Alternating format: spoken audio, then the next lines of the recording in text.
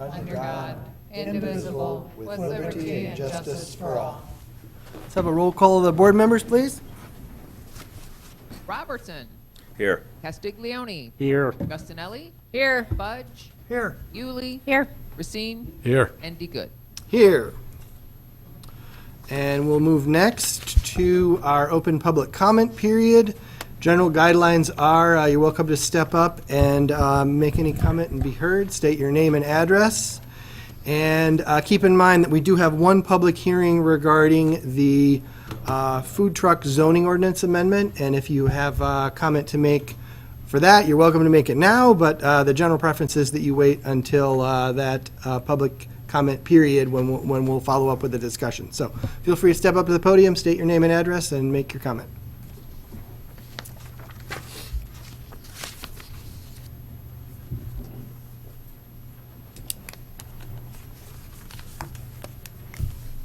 Good evening. My name is Chris Corbel. I live at 3923 Creekside Drive, and I'm here this evening to speak in opposition to new business item A, the 4040 Creekside Apartments Special Use Permit.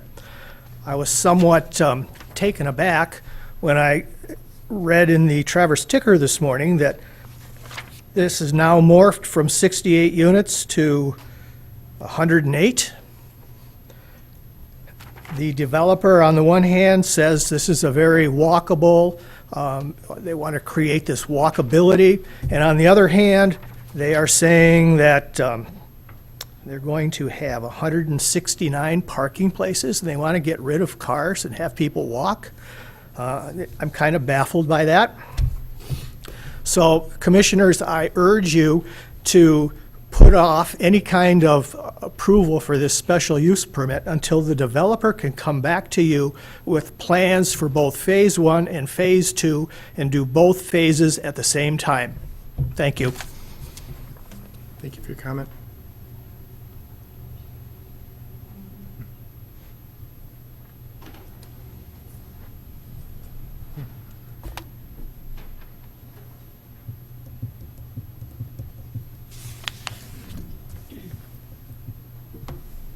My name is Kay Moreau. I live at 3815 Outback Drive.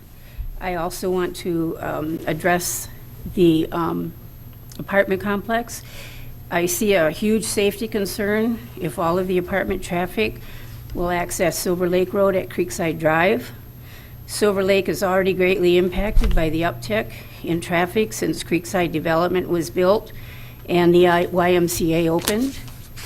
With the YMCA adding to their complex and the construction of the Creekside Apartments, Silver Lake Road will become a worse nightmare. There was concern about the traffic entering onto Silver Lake Road in January of 2000 when 55 family units and a 115-unit building for seniors was built. Adding 108 and possibly 216 more vehicles exiting and entering Silver Lake Road at Creekside Drive is a huge safety concern. There's a blind curve, fast traffic, scary left turn lane, turning at a curve, and awkward road construction going into that complex. Maybe the impact assessments have addressed this concern. I would like to see the outcomes of the traffic, environmental, and social impact assessments. I also have a problem with the naming of the complex. I think that naming it Creekside is going to cause a lot of confusion for people coming and going into either our complex or theirs. So perhaps a different name could be chosen, but I'm more concerned about that traffic. Thank you for your comment.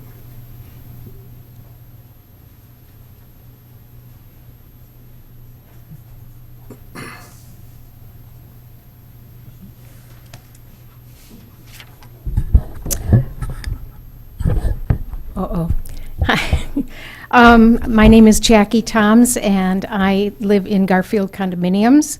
And we were here at one of the, if not the last planning meeting, then the one before, to talk about Sugar Plum Apartments expansion. And I just wanted to let you know that we had a meeting, several of the co-owners had a meeting with Mr. Drew And we appreciate that. We walked our property with him and talked to him about our concerns. And we appreciated, I think, that he heard us. Whether those things will be met, that's kind of what we're here to follow up on tonight, as far as what has occurred with that. I've talked to some of our co-owners, and I know that there's some concern about, we talked about landscaping, what kinds of trees could help with blocking, with lighting and with noise and that kind of thing. I know that it's hard to plant 10 or 12-foot trees that might do that, or trees tall enough. So anyway, we do appreciate that, but we still have some concerns.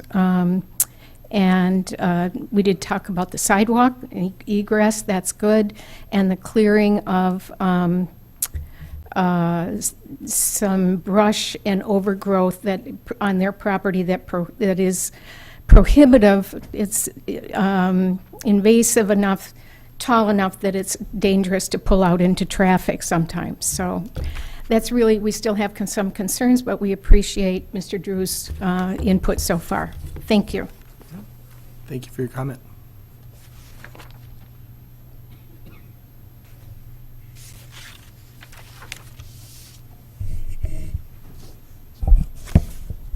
My name is Nan Horseman. I live at 3731 Creekside Drive.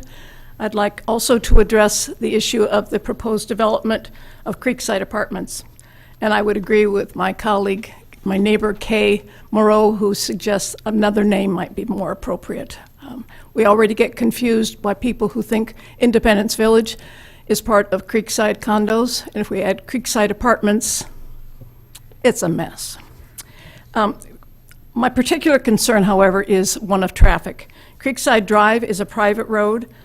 The section from Silver Lake to just past Independence Village is maintained jointly by Independence Village and the Creekside condos. The portion after Independence Village is maintained solely by Creekside condos. Our dues pay for that road. I wonder how the developer intends to gain access to the proposed apartments. Will there be a new entrance onto Silver Lake, already a very busy road, or is it going to be another addition to that very busy small stretch of road, Creekside, already? The addition of many more cars to this intersection is great concern also. Currently, the residents of the 55 Creekside condos, as well as the residents and staff of Independence Village, use that road, assuming that most of the 108 two-bedroom apartments will have 2 cars. That's a lot of traffic. Will there perhaps need to be a new traffic light? Will the speed limit be able to be lowered? I don't think you have any control over the speed limit, but it's 55 along there. It's only 45 on 31. Just an interesting observation. In addition, the Creekside condos pay a monthly fee for a gate that separates the condos from Buffalo Ridge Mall. I can assure you we would not be interested in opening the gate for the proposed apartments. Thank you. Thank you for your comments. Anyone else? All right, we'll go ahead and close the public comment period and move on with the agenda. Next, we have review and approval of the agenda and statements of any conflicts of interest. And I will start off with stating a conflict of interest, and I took the time actually to re-review the bylaws. And just as it was reminded myself, I will remind everyone else. I happen to live next door to Olson's Plaza West, and our statement of conflict of interest says that Planning Commission members shall declare a conflict of interest and abstain from participating in Planning Commission deliberations and voting on a request when, and there are 4 items, and the 3rd item is the Planning Commission member owns or has a financial interest in neighboring property. And since I live right next door, I will recuse myself from any discussion regarding the proposed cell tower at Olson's Plaza West. Anyone else with any edits for the minutes or statements of conflict of interest? I'll make a motion, we approve the agenda as printed. Support. All right, we have a motion from Racine and support from Fudge. Is there any further discussion? Hearing none, all those in favor signify by saying aye. Aye. Aye. Any opposed, nay. Motion passes. All right, let's move on to the review of the minutes from our April 22nd, 2026 meeting.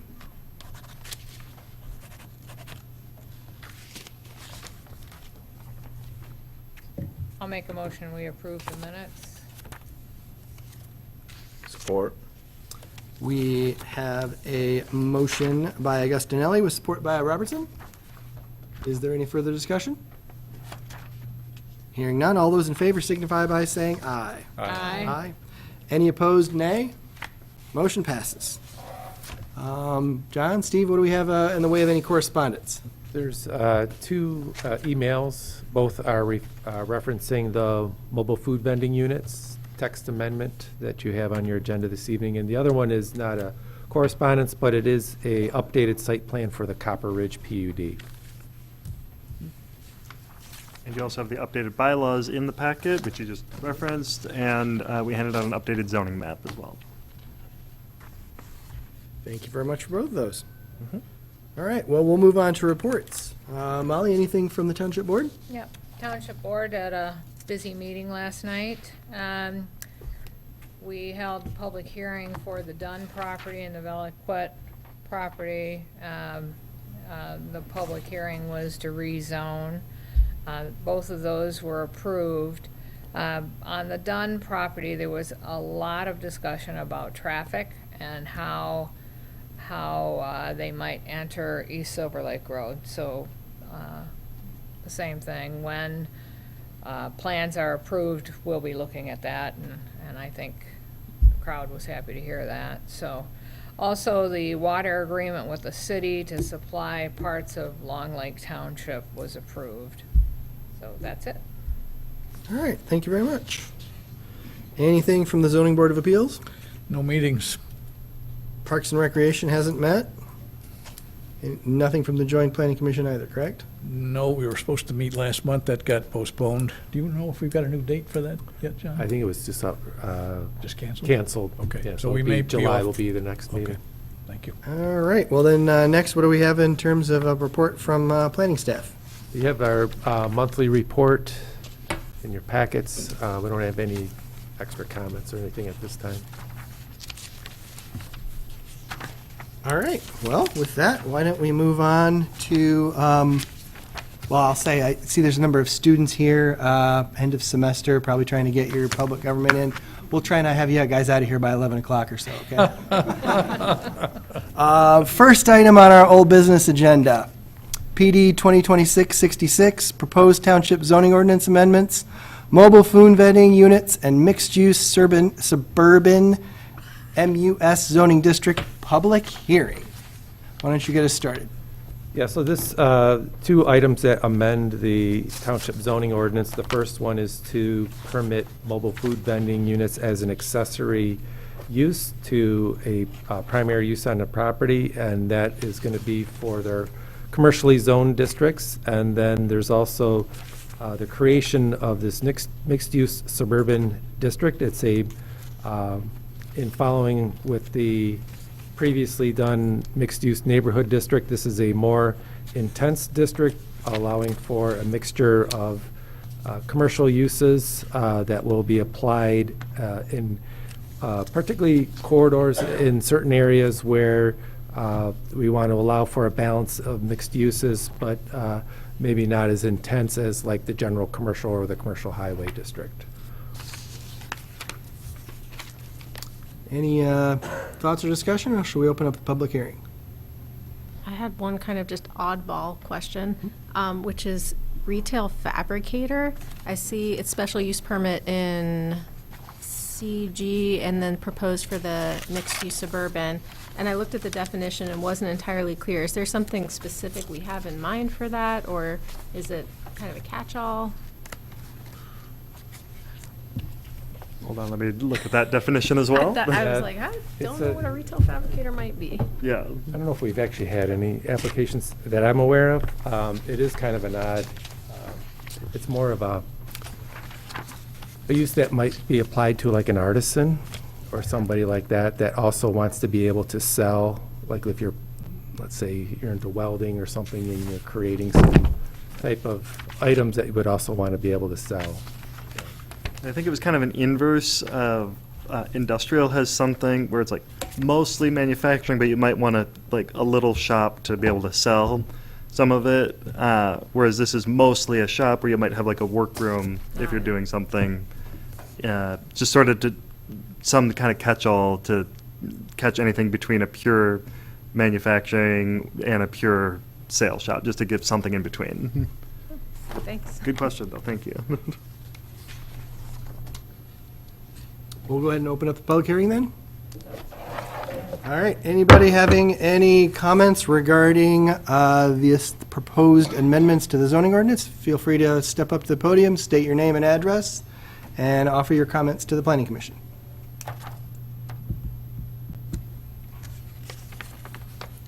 Seeing no one rushing to the podium, we'll go ahead and close the public hearing. And bring it back to the Planning Commission. I feel like we've had some pretty good discussion on this one. Great work by the staff. Are there any further? Go ahead, John. Yeah, I just want to mention there was, I did get a call from Brian Roth. He's one of the ones that submitted the email. He was interested. I know we, an earlier draft had it for 2 units, and we've adjusted that down to just 1 unit at this time, but he was requesting to have an additional, having 2 units be available for if they're placed on any site. The other request was to include it in the IG district. Right now, which is our kind of our light industrial district. And right now, we were just focused on commercial districts at this time. Also, we did, while there is the mobile food vending units and the mixed-use suburban, there is also some of that cleanup that we did in Article 3, as well as that's included in some of this as well. But nothing that was really significant since the last one. I did want to mention, though, we did, based on the conversation with looking at that mixed-use suburban district, we did have it at 35 feet and did up that to 40 feet. That would be typical of, in the R3, multifamily is a 40-foot. It's already in that district. Yeah, so it kind of paired it that if you had a residential, like an apartment building, it would be at the same height. So it's just consistent. Yeah. Okay. Is a restaurant in the IL district? Or IG. Or A restaurant in the IL? I don't believe so. I don't think it's in either of the industrial okay, districts. and that, I'm asking for the food, Yeah. mobile food truck. Mm-hmm. Oh, is it currently? No. I mean, as it's proposed, no. And Yeah. I believe this was supposed to, how the ordinance, the mobile food vending unit was written was to supplement an existing use. So if it goes into an IL, would there be any, I guess, have any thoughts about that? Well, I guess it would be a question like that really is supportive for that use, or is it more then becomes a standalone that is just happen to be a use side by side? Versus if, in the case of where we're talking about, like in the commercial, it's somebody that wants to have food service that supplements some of their operations. I guess technically could still allow for, outside people coming in to just go to the mobile food vending unit, but I don't see that quite as pronounced as in the commercial districts as it may be in the industrial districts. So.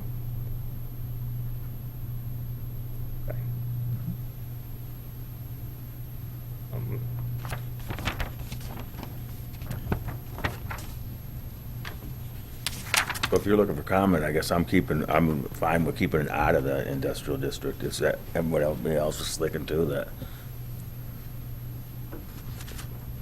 That it? Molly? Oh, yeah, I think what we talked about was, for example, if you have a brewery and you would like to have food with it, it can be attached to that building. But if you're doing light industrial, maybe you got a little steel bending factory or something like that, that doesn't really, isn't the same kind of relationship. And so, yeah, I think keep it out of there too. I don't see anything on our list of possibilities that could be attached to a food truck. Does the police power through the township ordinance limit where the temporary food trucks would go? No, the license would be more for the operation of it and activity. It's the zoning that would identify the location. So in the case of the zoning, you would have to provide a sketch plan where it's going to be located. It could be in basically our commercial zoning districts. The license would really be more for operation. So if there are any issues related to that operation, that could be addressed through the licensing Yes. process. But I know we discussed police powers and having the township board denote or give license for only temporary. You're talking about like for events? Yeah, we haven't pursued that. At this point, we're just doing strictly as an accessory within the commercial districts. We haven't, This board doesn't have any power over yeah, events. we felt based on the conversation that we had when the joint meeting, it seemed like the board was okay with going with this route in terms of having an accessory to commercial uses, but they weren't ready for, or at least at this time wanted to consider the event. So we just thought, let's start here.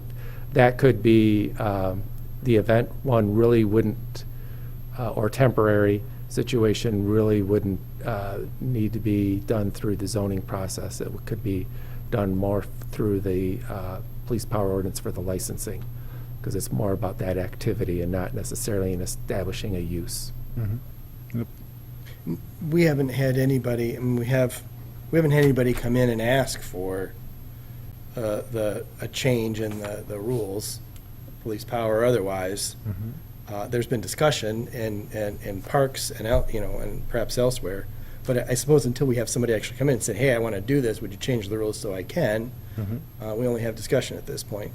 So We've had sort of more informal interest. I know there was one from a athletic group that was interested in doing like more an event and have a food truck there. And I believe the person who emailed us also was kind of, when I heard, I actually spoke with her as well. I think it was kind of throwing on ideas for like an event-based one as well. I kind of see the merits of, her email says, like, we're really looking forward to having more creative food options south of South Airport. Going all the way up to South Airport, I know there's been kind of concern about too much commercial, and creating additional South Airport. So I think that's where some of the kind of looking for additional options might come in, but maybe down the line, something more event-focused to start. Because I've reminded people who've been interested, it's like, currently we don't have anything for food trucks. So just trying to get something on the books to get started and see how it goes. And we can always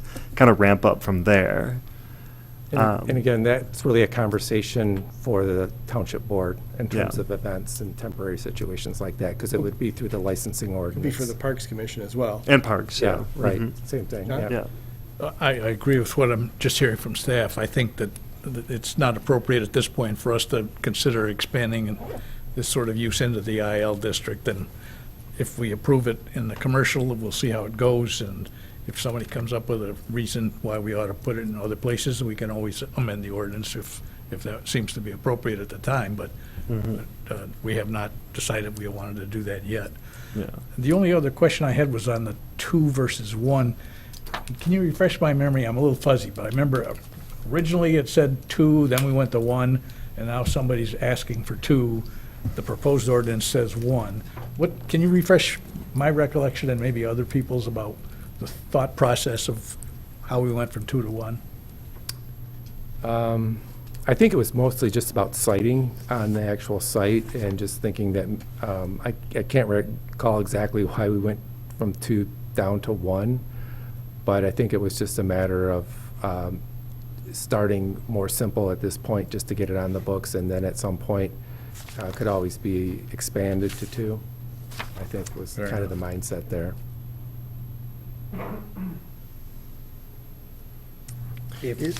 Go ahead. I was just going to ask and forgive me for my memory, but Brian Roth, is he the gentleman who originally came in and asked for this, or someone Correct. else? Yeah. Okay. What's the likelihood if we pass this with 1, he'll come back and ask for an amendment to it to have 2? Yeah, it sounds like that's what he's looking for. That's what he's mentioned in his communication. He indicates that his site is set for 2, so. And kind of what he conveyed to me was just in terms of capacity, particularly like in summer months, that type of thing. The kitchen that they have currently in there doesn't seem to have the capacity, so that's what his argument was. I guess my thought is that we had original request from someone that kind of got us down this pathway. That person's coming back and saying, I really meant 2, you guys were initially talking about 2. I think my thought is that we could change it at this juncture if we wanted to, which I think it's a little different than throwing in the IG zoning classification kind of at the last minute. But we could consider at least, does anybody else have any thoughts on whether we go from 1 to 2, given that we do have a request from the person who originally asked us to consider this change to our ordinance? I prefer that we leave it at 1. I'm fine with 2. That doesn't give me any pause to, if we were shifting from 1 to 5, I would feel differently, but 1 to 2, to me, just feels incremental. Doesn't bother me. Anyone else? Joe? I guess I was thinking we ought to try it at 1, but I'm really kind of undecided. It wouldn't really matter that much if you guys all said 2, but I would lean more towards 1. John? I don't really have strong feelings on it either. If we did put in 2, it's going to say not more than 2. That doesn't guarantee somebody's going to get 2. They still got to make an application and go through the special use. Yeah, I mean, Don't they? well, it wouldn't be a special use permit to get to, it's a use permitted with special conditions. With special conditions. Yeah, so it's basically, there's 15 conditions there that have to apply to it. Plus, on top of that is the licensing ordinance as well would apply. That is more intended, not so much the establishment of the use, but the activity or operation of it. Because part of that includes having it on a site plan, like if your site can fit 2 versus if your site can't. And that comes back to this planning commission, or is it staff review? No, it would be staff reviewing on this. So staff would have to confirm that all 15 conditions are met for 1 or 2, if 2 were requested. Correct.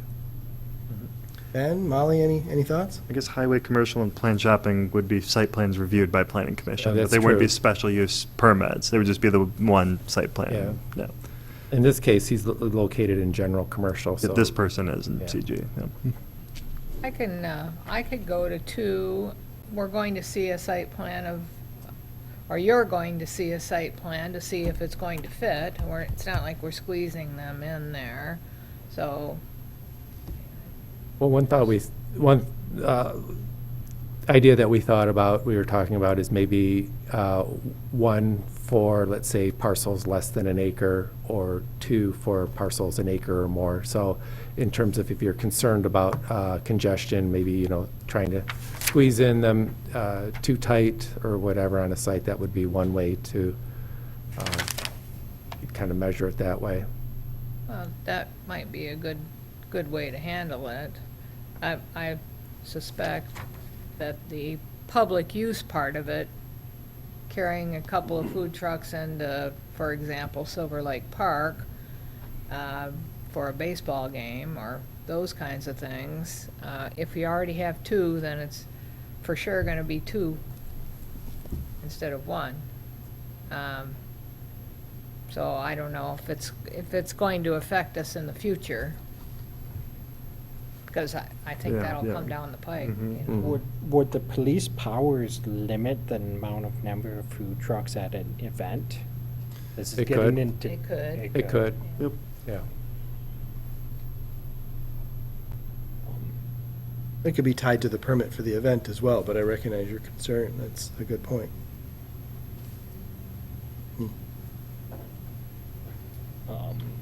I have confidence in staff that they wouldn't, you guys would put the appropriate amount of food trucks on a site if we did go up to 2. Mhm. Yeah, there are all the other requirements, setback requirements, everything, as typically required landscaping, parking requirements, all those types of things. Those kind of determine the space available that's ultimately going to be used for whatever uses are established on that site.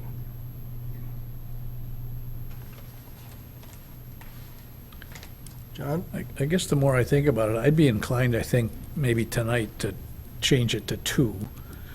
All we're doing is recommending this change to the town board anyway. We have not apparently given a whole lot of thought to this 1 versus 2, but the initial person who came to us that sparked the discussion months ago is now asking for 2. Apparently, he was always asking for 2, we just didn't understand that. And he claims his site is appropriate for 2. That's to be determined, I guess, by staff. But I'd be inclined, I guess, to make that slight tweak to what we're proposing that the town board adopt.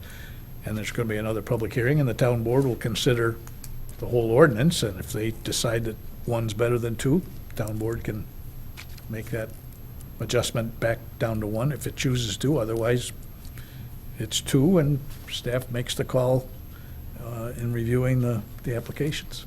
Molly? You good? I think maybe we have some consensus on this particular issue. It sounds like maybe somebody might be willing to make a motion for 2. Before I ask for that motion, are there any other aspects of the zoning ordinance amendments that warrant any further discussion? And if there are none, would anybody like to make a motion to approve and amend as appropriate? I'll make the motion. I'll move that the proposed amendment to the Garfield Township zoning ordinance as attached to Planning Department Report 2026-66. And we need to modify, I guess, paragraph A1 to change the number 1 to 2. And So it shall read, no more than 2 units 2 are units. permitted? Yep. We recommend to the town board that that be adopted with the requirement that the addition of mobile food vending units accessory in the zoning ordinance coincide with establishment of a township licensing ordinance for mobile food vending units. Support. All right, we have a motion by Racine with support by Robertson. Any further discussion? Hearing none, all those in favor signify by saying aye. Aye. Any opposed, nay? Nay. We have a motion that passed with 1 vote against. All right. With that, we will move on to item B, PD 2026-67, Copper Ridge PUD Major Amendment, 4050 Barnes Road. Review of the findings of fact. Okay, I might navigate to the map on this one.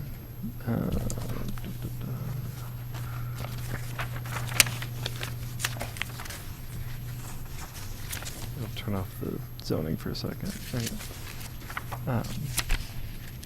Highlight the parcel. So as you've seen a couple times in the previous meetings, this is a proposed amendment to the Copper Ridge planned unit development to add the highlighted parcel, 4050 Barnes Road, to the planned unit development. at Copper Ridge PUD's creation, this was excluded from the PUD, but there is a driveway that is shared between the PUD and this already, so they already have a kind of pre-existing relationship. Proposal is to convert, this was the Harbor Light Christian Center's building, proposed for a hand surgery. There's already a lot of medical office already in Copper Ridge PUD, so it's about compatible use with what is already there. No other exterior layout changes to the site. All the work would be interior, so site would remain kind of looking essentially as it is from the outside. What is in our staff report is very similar to the previous one, although adding the findings of fact based on the standards criteria for evaluating an amendment to a PUD, which at least our initial kind of review, it appears that they meet those. Our only other comment was needing the updated site plan showing the Copper Ridge PUD. The previous ones they had came from the previous amendment.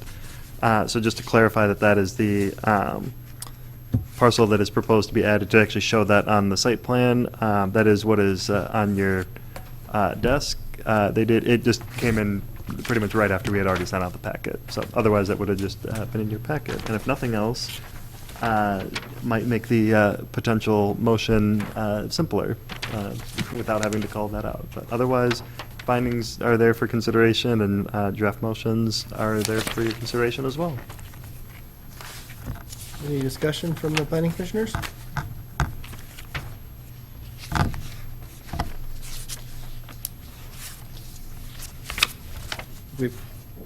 Seems pretty straightforward. We've talked about it a bit already. Anyone ready to make a motion?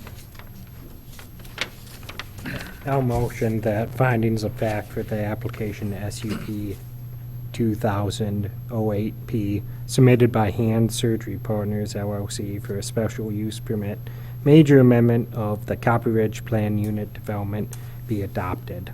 Support. We have a motion by Castiglione and support by Fudge. Is there any further discussion? Hearing none, all those in favor signify by saying aye. Aye. Any opposed, nay. Motion passes.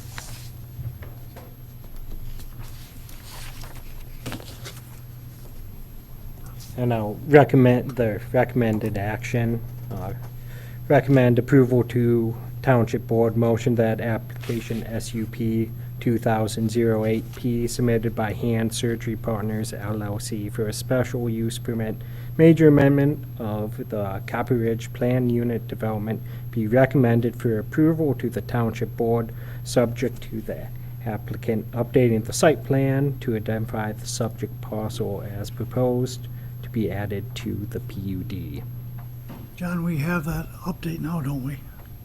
Yeah, you can probably We need to delete change that. the wording in this. Yeah, you could probably delete the part that says subject to. Just end it at End it recommend. at board. Yep. Are you okay with that amendment to the motion, Ben? Yes. Okay. Support. All right, we have a motion by Castiglione, support by Fudge. Is there any further discussion? Hearing none, all those in favor signify by saying aye. Aye. Any opposed, nay. Motion passes. All right, with that, we're on to item C, PD 2020-2026-68, 3066 North Garfield Road Special Use Permit, request for extension. Yeah, so this was a special use permit that was approved with conditions by the Planning Commission back on April 10th, 2024. It was recorded on May 15th, 2024, so that at that point, kind of the clock starts ticking where they need to proceed meaningfully toward completion within 2 years from the date of the special use permit. And now that we do have a definition for substantial construction and so forth that would apply in this particular case, the applicant is here to maybe present their request. Just incidentally, I did visit the site last Friday, so there is activity on site right now in terms of clearing demoing the building that was on site and clearing it and prepping it. They have equipment on the site. Did the applicant want to step up and have anything to say? Great, thank you. Good evening, I'm Joe Lucretio, one of the partners in the project, and as Mr. Sykes said, we have completed demolition. We're doing, the building pad is prepped. Our footings will be poured this coming Tuesday, the 19th. Between that and June 19th, which is our date for framing, we'll be doing underground slab. So meaningful construction is well underway. Obviously, completed site acquisition, site demolition, tree clearing, have all our permits, and so we're moving forward. Any questions or anything from the commission? All right, thank you, sir. Thank you. If there's no further thoughts, would anybody like to make a motion? Sure, I'll make the motion that application SUP 2023-08 submitted by Joe, I'm gonna slaughter your last name, Lucretio, close, for a special use permit for commercial district housing development at parcel 05-013-050-00 be granted a 1-year extension until May 15th, 2027 to establish the use on the site. Support. We have a motion by Agostinelli with support by Robertson. Is there any further discussion? Hearing none, all those in favor signify by saying aye. Aye. Aye. Any opposed, nay? The motion passes. All right, next on our agenda, item D, PD 2026-69, Sugar Plum Apartments Special Use Permit Major Amendment Update. What update do you have for us, John and Steve? So we went to, I just had to go down the street. It's these two parcels for reference. So we did receive some updated information, which is included in the package. We also met with the applicant earlier this afternoon. You also heard comment from one of the neighbors at public comment. So they presented updated landscaping, which enhances some of the kind of spots of concern between the neighboring properties. Proposed relocating the sign, which I think was mentioned at public comment last meeting, to this island. I believe it was here and kind of encroaching. So to put it in the middle, some additional landscaping and where there's especially kind of a bare spot here. An additional kind of clear area, clear corner vision area, which is on this site and also kind of in the right of way, but right at the entrance to the neighborhood to the south. There were a couple smaller items which we talked with through the applicant, which we think are they can be reasonably achieved. The other big thing would be there were comments from the engineer. We did get some updated, but there's still some outstanding issues. In talking with the applicant, it appears it's more technical than rather like site layout. Like if anything has to move, it will most likely be moving a utility line or some kind of like, rather than like moving buildings or changing the whole layout of the site. So that's what we had in terms of our update. This was tabled at the previous meeting, so applicant's also here if they want to add anything, and you can kind of see what direction Plan Commission would like to go, but applicant is here as well. So my recollection is that there were some loose ends, some conversations that were going to take place with the adjacent property owners, and it sounds like all of those ends have been tied up, and staff's ready to prepare a finding of fact based on those things being resolved. Yeah, I would say it sounds like the landscaping is the biggest thing to like more fully get either tied up or the most progress, because that involved the most actually like changing something on the plan. If you would like to Yeah, thank add you. that context, yeah. Yeah, you pointed out, Steve, the bare spot down there. And the site plan that I brought in, we're proposing 40 arborvitae at 5-foot spacing to fill that spot there, because we don't think there's anything else that really is appropriate. You need room to plow snow, and you don't want to be right up against the fence. There's a brick fence there.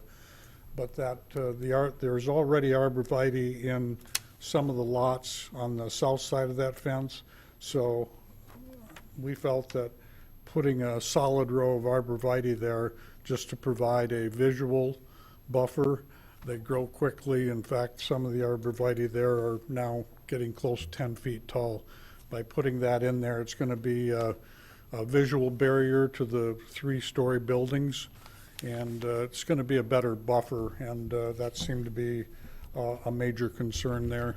The other item we discussed was their brick fence there. There's evidence of a little bit of failure at the east end of that fence. Yep, in that area there. And we would, part of the site plan and landscaping, what it needs, somehow that fence was built when the Condominium Association of the South, the grade levels down here on the Sugar Plum side, the grade level's at least 4 feet higher. And so, and plus there's a large deciduous tree there that's putting pressure on that fence. So as part of the landscaping, we wouldn't have any problem. We need to just cut that down so it's not impacting that fence any longer as part of putting the landscaping in there. The clear vision area that I put on the plan is, and talking to Steve and John, it's in the right-of-way predominantly, but it would be a responsibility of Sugar Plum to, it's basically the trees as they grow older and the leaves come on, things are hanging over at the same time you got stuff growing up in the ground. So in the summertime, it's a sight distance, cars, and I stood out there and I could see the issue. You'd have to creep right up to the gutter pan to look left to see traffic coming. So it's a matter of making a note to the management here, just keep that trimmed back there. That would be helpful to them. Also, we did add some arborvitae. The very east end of the condo building, that's close on our site plan to where we need to cut all the trees and do grading for the retention basin. So we added some more arborvitae there because they're right on the edge of where the tree clearing ends and the grading begins. And so we would add some arborvitae there to provide, in addition to the other landscaping, just to provide a more visual buffer. The moving the sign in the entrance, we didn't originally plan on that, but there's a small portion of the sign that actually was discovered to be on the neighbors. We already agreed to remove that. With the stormwater, working with Gordy Fraser and the stormwater ordinance, we had to make the retention basin much larger, which is going to take that sign out where it's at, and the only logical place to put it is in the island area there. So, but with that, we can meet the stormwater requirements. And that's pretty much all the changes. I did point out that at this time, you know, being a conceptual site plan, the issue we have, the 12-inch water main runs through the property. It's coming from the west there and down the hill. We have to get the sanitary either over or under right at Garfield. And the only way to really know that is, I think they need to, at some point here, we need to vacuum clear to get that location, the depth, because you don't really know, you know, we put something on a plan right now and then you uncover it, now you got to deal with it. So that area, we don't know exactly what could be a drop manhole, 2 manholes, something. There's a solution, it's technical, but we just don't know what that is.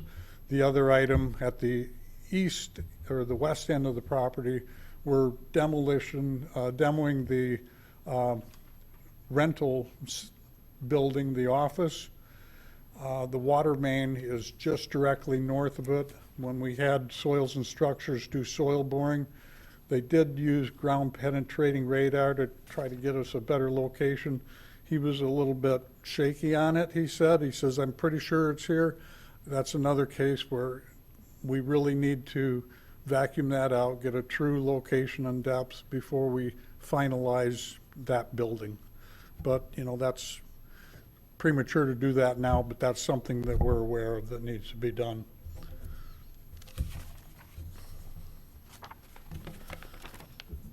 Steve, you're comfortable proceeding to findings of fact? I think so. I think it's, I just wanted to clarify, sorry if you stay up here.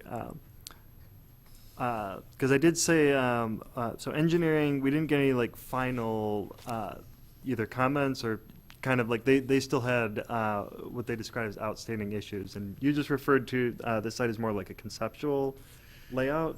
Yeah, we did engineering for the stormwater, for the sanitary and the water at this point, but they're not final construction plans. Yeah, concepted that it's not final construction, not Right, like this is right. what you are intending to build. Okay. Yeah. So, you know, it's basically proof of concept that it will work Yeah. Okay. and that Okay. it's doable.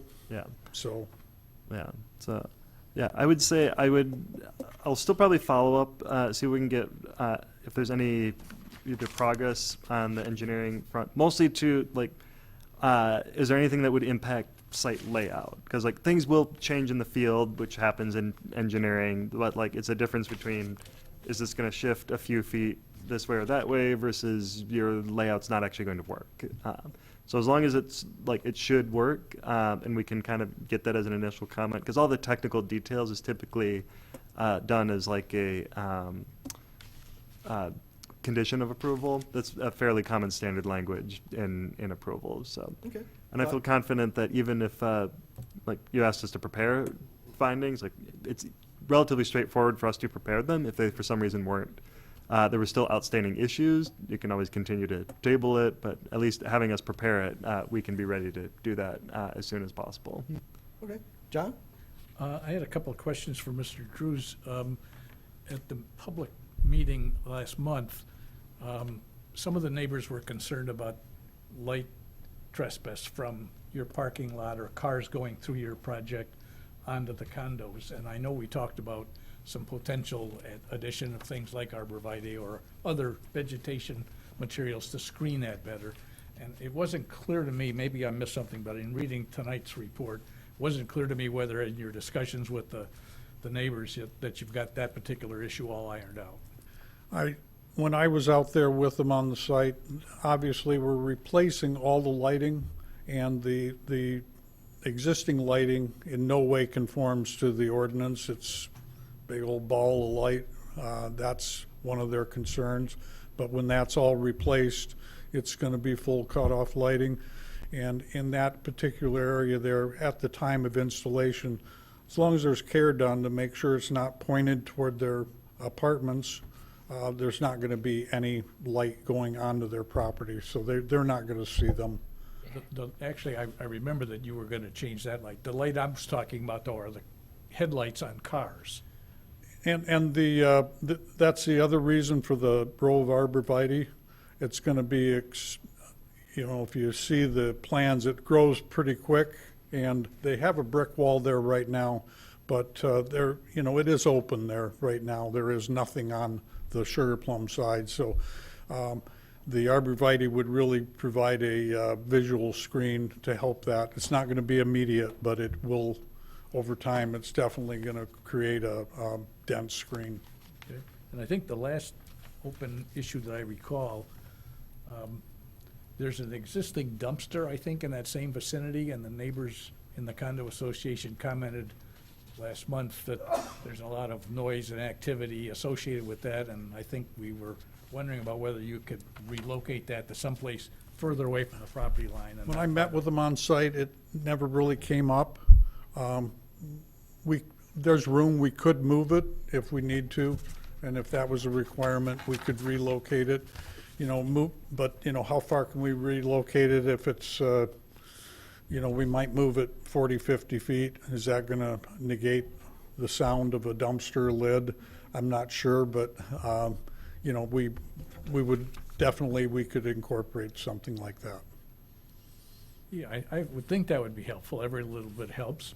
Maybe a sign, which I know people can ignore signs, but at least to remind the users to try to be considerate of the noise with the neighbors. And some people might actually read and obey a sign like that, and some won't, but might be some improvement.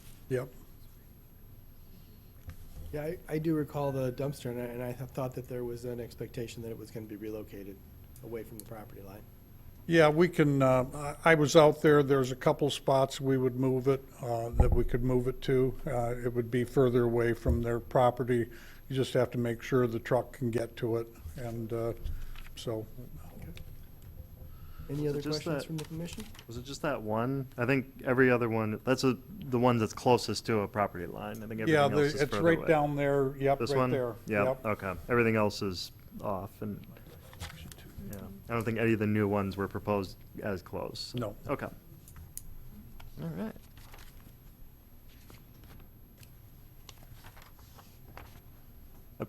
I will say, if anyone is interested in making that draft motion, Bob pointed out to us that it says to prepare findings of fact for the meeting on May 13th, that is today. So to say the actual meeting date of next month if someone makes that motion. What is it, June? 10th? Well, any other thoughts, or are we ready to have staff go ahead and prepare a findings of fact?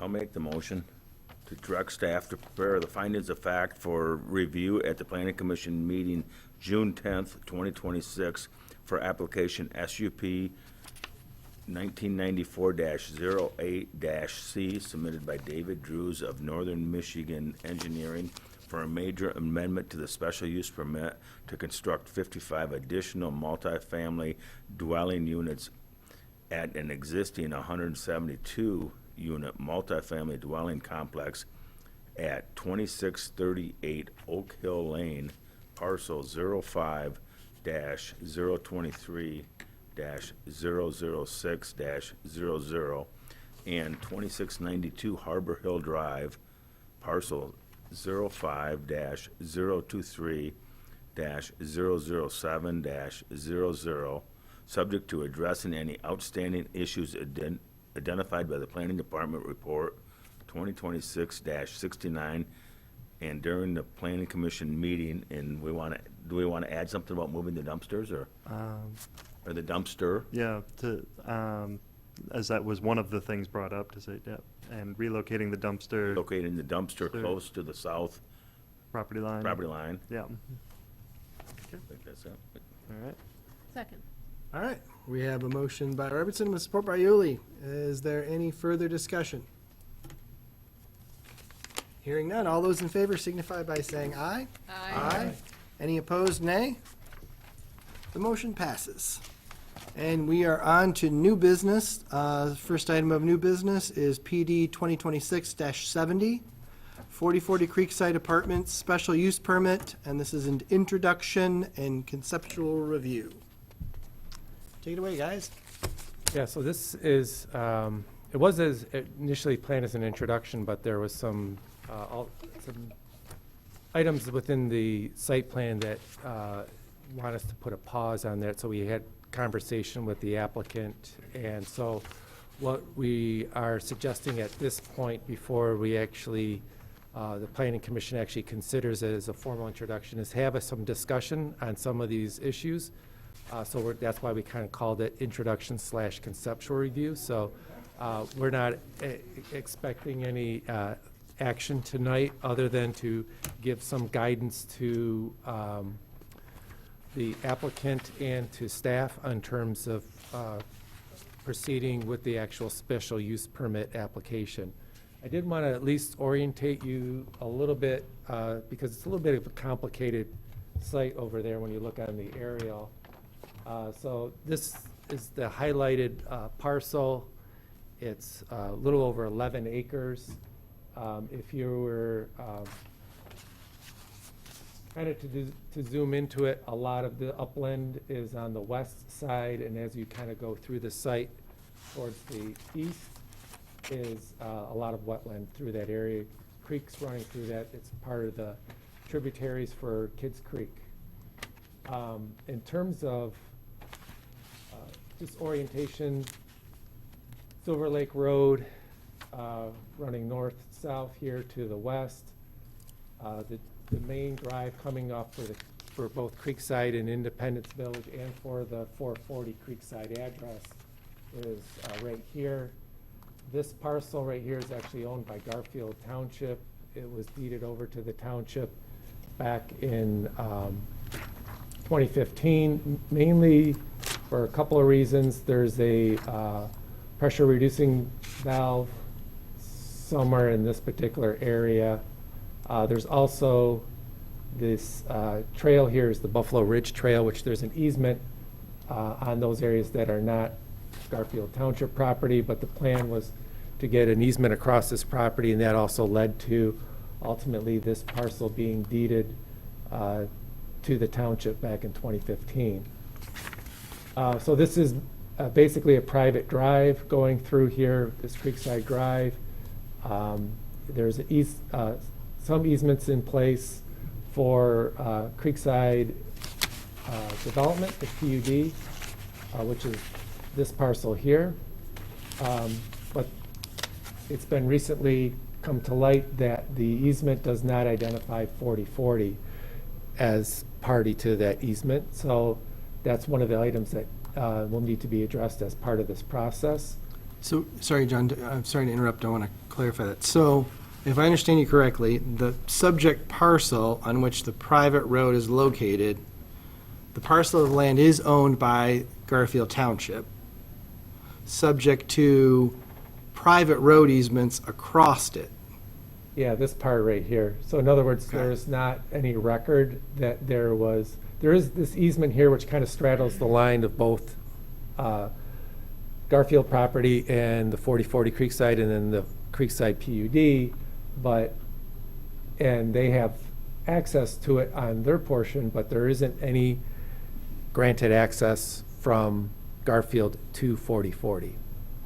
Okay, so then that's one of the aspects that you're indicating needs to be resolved, is that before we would substantively consider this project, they need to demonstrate that they have legal access to the private road easement.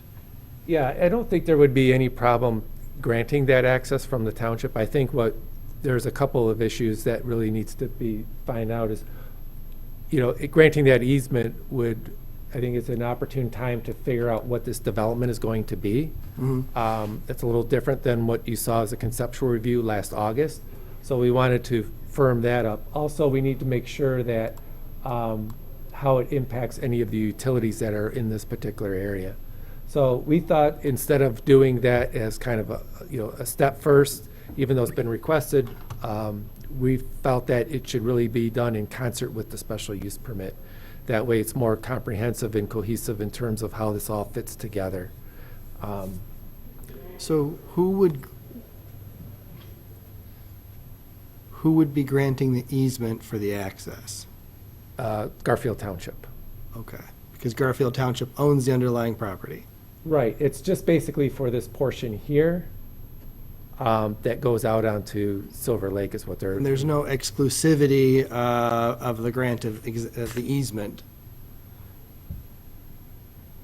So we would basically, my point is, Yeah. the township would be obligated to provide access to that parcel. Yeah, I think it would be in the best interest for everybody, for that property to have that access to it. I think that, knowing really that the township has only owned the land for 11 years, so it's just, obviously it makes sense to keep that. We just wanted to make sure it's done appropriately. Mm-hmm. And then, obviously, we have residents from Creekside, which is this parcel here. And then also there's the Independence Village, which is this parcel, which is also part of the PUD. Just for reference, Stone Ridge is to the south here.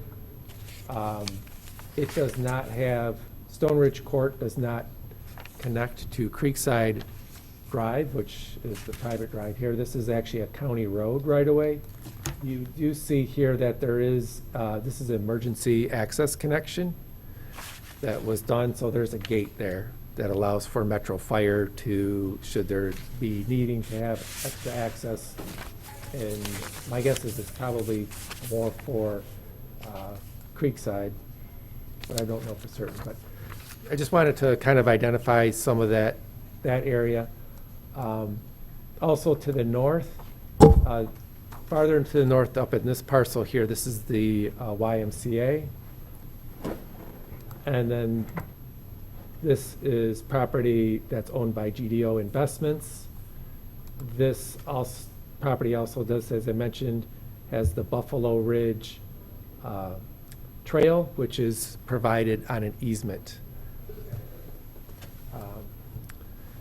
So the site plan, the concepts that you saw last August were for mostly in this upland area, where they were looking at roughly, I think, somewhere around 70 units for apartments. It is zoned R3, so it's a use that's permitted by special use permit. But when the site plan came in, there's part of it covers this adjacent property here. So let me put the zoning on here. So that part that goes on to this green area here is zoned agriculture. And in terms of its land use designation, it's public, semi-public.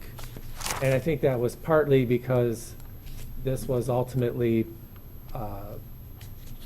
the parent parcel that basically helped create the YMCA parcel. So I think we were just, when the master plan was done recently, and just recognizing that that's kind of what it's been identified in terms of the zoning has been, agriculture, and the future land use has been essentially public or semi-public. Can I just ask a clarifying question about that? So the rectangular parcel was the parcel that was originally identified on the report, but also the actual site plan goes over a little to the north onto that secondary parcel that's blue for future land use? Correct. Does that open up that entire parcel then? Well, I'll hold my question. Yeah, so this kind of area here, so you could, there's a couple of things that contain it to this area. Here you see the paved Buffalo Ridge Trail, and then there's also a branch of Kids Creek that's running through here. So there are buffers that are required for the creek in terms of there has to be a 35-foot natural vegetative buffer, and then there has to be 75 feet on buildings from that creek's essentially shoreline. Do you know, do any of the sheets that we have show that property line overlaid onto, like, is there an easy sheet I can look at to see that? There is, and it's, the site plan seemed like it was divided in two phases. Phase one would be the subject property, and phase two would be the north property towards the YMCA. They just divided It showed them in the phase one that the parking lot actually crossed over that property line, It's that dashed line on the? which is, Okay, yeah, that thank you. dashed line, which I would have a problem with, because it's not the same use. And if you're using Okay. a semi-private land as potential parking for a apartment building, essentially, it seems like they're disobeying the zoning ordinance.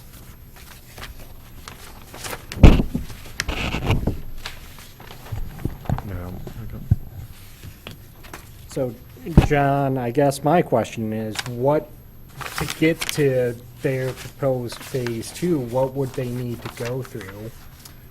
They would need to, there'd have to be, oh, go ahead. Yeah. I'm sorry. to build on by the Buffalo Ridge Trail, what would the applicant need to do? So basically, that property is currently zoned agriculture. Multifamily is not a permitted use in that, and its designation is for public, semi-public. So, and that's when we were talking with the applicant about the idea of the, Yeah, I'll find the spot. Yeah. sorry. No worries. We thought one thing that could be done is maybe to consider if this was something that would be supportive of the Planning Commission, one thing that could be done is looking at that northerly parcel and altering it in a way, it would have to be considered, I think, in a more comprehensive approach to it. I don't think you'd want to just essentially cut off a piece of that parcel without understanding the relationship of that entire parcel to this one. So what we were suggesting, if you wanted to kind of go down that path and if they wanted to move forward, was to do it in 2 phases. As presented here, the way it's shown there, this is something that we really, you couldn't move forward on in the application that's presented. But if it was to eliminate anything that's on that adjacent parcel and do the first phase on the 4040 Creekside address parcel, you could start that process. Then it would allow for that northerly parcel to be considered for that additional development. And I think you'd want to look at that zoning because it makes it a little bit more complicated. It's not just a matter of just going through a simple zoning process because the underlying future land use designation is for public, semi-public. So I think it would be difficult to just go in and do a rezoning and say, okay, we're just going to rezone that from ag to R3. I think if it's done as part of an evaluation of that entire parcel it's got a few different things going on there. Certainly there's some upland areas that are north on that parcel that could be used potentially for expansion of the Y. It could be perhaps used for other type of development. You have the Buffalo Ridge Trail, which is through an easement and goes to the east over by Kids Creek Park. And then you have the creek itself running through there, and then you got this maybe segment that's to the south. So in order to really support a rezoning request, I think you're going to have to really evaluate that and to make it consideration for some changes to it before you were to go down that path, to be a little bit more comprehensive of what is kind of the future land use for that site that may be appropriate.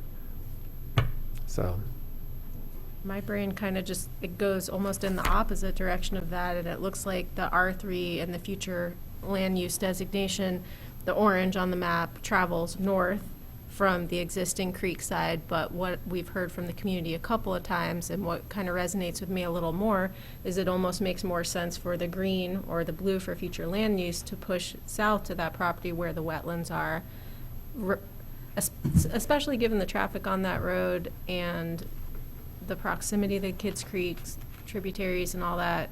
Does that make sense what I'm saying? Like, in my mind, the blue and the green should push south rather than the orange pushing north. And where exactly south? On where they're proposing to build or further in the back of the site? So the existing orange parcel, I know it's already zoned R3 and it sort of is what it is, but my inclination, if anything, would be more of a downzone to that area if there were to be changes or special uses in that area versus more density that pushes into the green/blue. Okay. I guess I wouldn't want to take somebody's private property and away from them. I don't think No, we could ever I'm do not that. I don't think we proposing could that do at all. that. So I think basically what I'm hearing is you would not be supportive of something going to the north onto that northerly parcel and just kind of, Correct. yep, I got it. What's, how does the density of housing proposed compare to the adjacent developments to the south? Well, in Creekside, you got 55 condo units, and then Independence Village is basically like congregate living, it's senior living. I'm not sure how many units are in Independence Village. Is what's proposed inconsistent with the density of the adjacent residential uses? Yeah, So- a lot denser.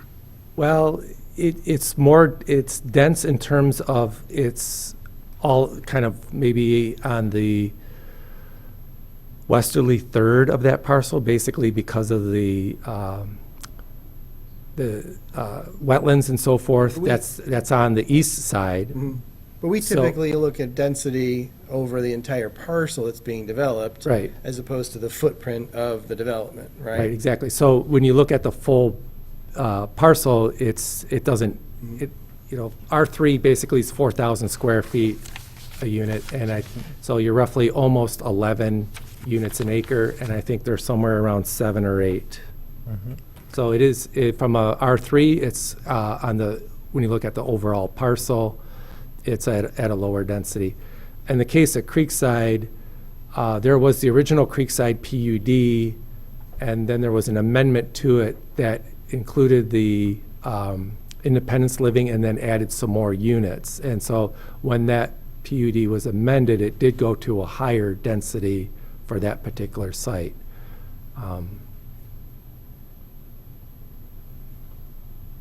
Molly? I have some questions about the egress. It's not really clear to me exactly where that road comes. I can see up by Silver Lake, the portion that Garfield Township has. Just this. Okay, and then it looks to me like the road extends into the subject property some, so they do have egress there. And Creekside is using a road that goes across their property. Is that true? Can we get a layout of it so we can? I mean, it basically, so there's the physical Creekside Drive, which it's fairly narrow, I would say probably 24 feet at most. And then there's the actual easement width, which is, I believe it is like a full 66. Most of it is on the 4040 Creekside address and the Creekside PUD. But then there's a portion of that easement that is actually on the Garfield Township parcel. So you got the easement, and then, which is at about 66, and then you got the physical roadway, which is a little obscured from the trees and so forth, is somewhere around 20, 24 feet wide. Yeah. I mean, before moving too much further, I'd like to see it drawn out to see how much is on the subject property, how much of that road is actually on the subject's property, and then there was somebody brought up an issue of, well, we pay a special assessment to take care of that road, so who's going to pay for that? The Garfield Township doesn't really have roads of any kind, so who takes care of that park that's on Garfield Township? Now we're adding all this extra traffic. Might be a good time to get that straightened out, that whole egress deal. Yeah, actually, been to the site a couple of times. I think actually I think the way it's designed is probably not ideal. When you come off of Silver Lake Road there, it's pretty wide, as you can kind of see. And then it kind of takes that angle where it kind of turns south and goes straight. That's a kind of an awkward turn there. It's just not just from visibility, but just the geometry of it doesn't really it's an awkward, and it gets very narrow. And that's where we would, there's the traffic impact report requirement in the zoning ordinance, and I think it would be important to look at that from both the access issue legally, from the standpoint of the easement, and along with any easement is also maintenance agreements and so forth, as well as the physical condition of the road as it is currently. We don't know if that meets our private road standards currently. But then also the design of that roadway, the physical design of it should be evaluated. There is, right at that intersection, there's a left turn lane, so if you were coming south onto Silver Lake Road, there is a left turn lane that you can to turn into Creekside, but one thing that, and I'm not suggesting that this be a requirement, but based on any type of an engineering report, there might be a need to have northbound to maybe have like a deceleration lane or kind of a right turn into there. And then, like I said, just ensuring that the layout of that is appropriate to see what that impact would be. But the road commission would determine that. Well, typically, a traffic impact report is basically where the applicant retains an engineer to do evaluation, looking at the number of trips that are generated. I think we would be wanting to look at the full volume, not just the development itself, but what is the contributing traffic from both Creekside PUD and the Independence Village to see how this all works together, both entering and exiting the site. And so it really comes down to, like I said, we probably want to also look, that would be a good time to look at the legal parts of that in terms of the easement. So I think part of Maintenance what I hear agreement. you saying, John, is that the traffic study may well reveal some improvements that need to be made to the geometry of the intersection. Mhm. If you disagree, please speak up, but I fully expect that Silver Lake Road has the capacity to handle this additional development. It's not a matter of there's so much traffic on Silver Lake Road that the road commission would say, oh no, we can't add another residential development. It's just a matter of the engineering that's required to make the intersection safe, whether it went all the way to a lighted intersection or not. There may need to be some improvements, but it needs to be made safe, not only for the new development, but for the existing developments as well. Correct. During this traffic impact study, could they recommend to lower the speed of Silver Lake Road or not? They can recommend it, but they can't do anything about that. So actually, the township did initiate a speed study request, and that goes to the road commission, and then the road commission forwards that to the state police. And actually, Supervisor McManus mentioned yesterday at the township board meeting that there's a ability to expedite that process. So he's looking at doing that because the township actually has another speed study requested for East Silver Lake Road, kind of farther south. And so it would be helpful to see what the results of that speed study are. And just, it's at 55, so it can't go any higher. The question is, would they evaluate it and lower it?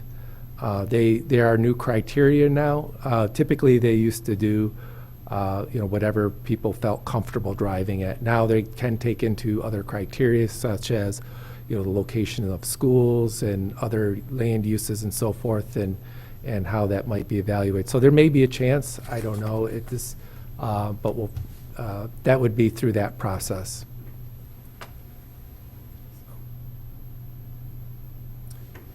I'm wondering, so help me understand again, what would be, back into the parcel to the north, it's currently owned by GDO Investments. It's a leftover parcel from what, it was formerly part of the YMCA, that's correct? Not part of the YMCA, but rather part of the parcel on which the YMCA was built. Mm-hmm. It's all part of the old Olson Buffalo Farm. Okay. So as that was, we went to Great Wolf Lodge, and then they provided that chunk that went to YMCA.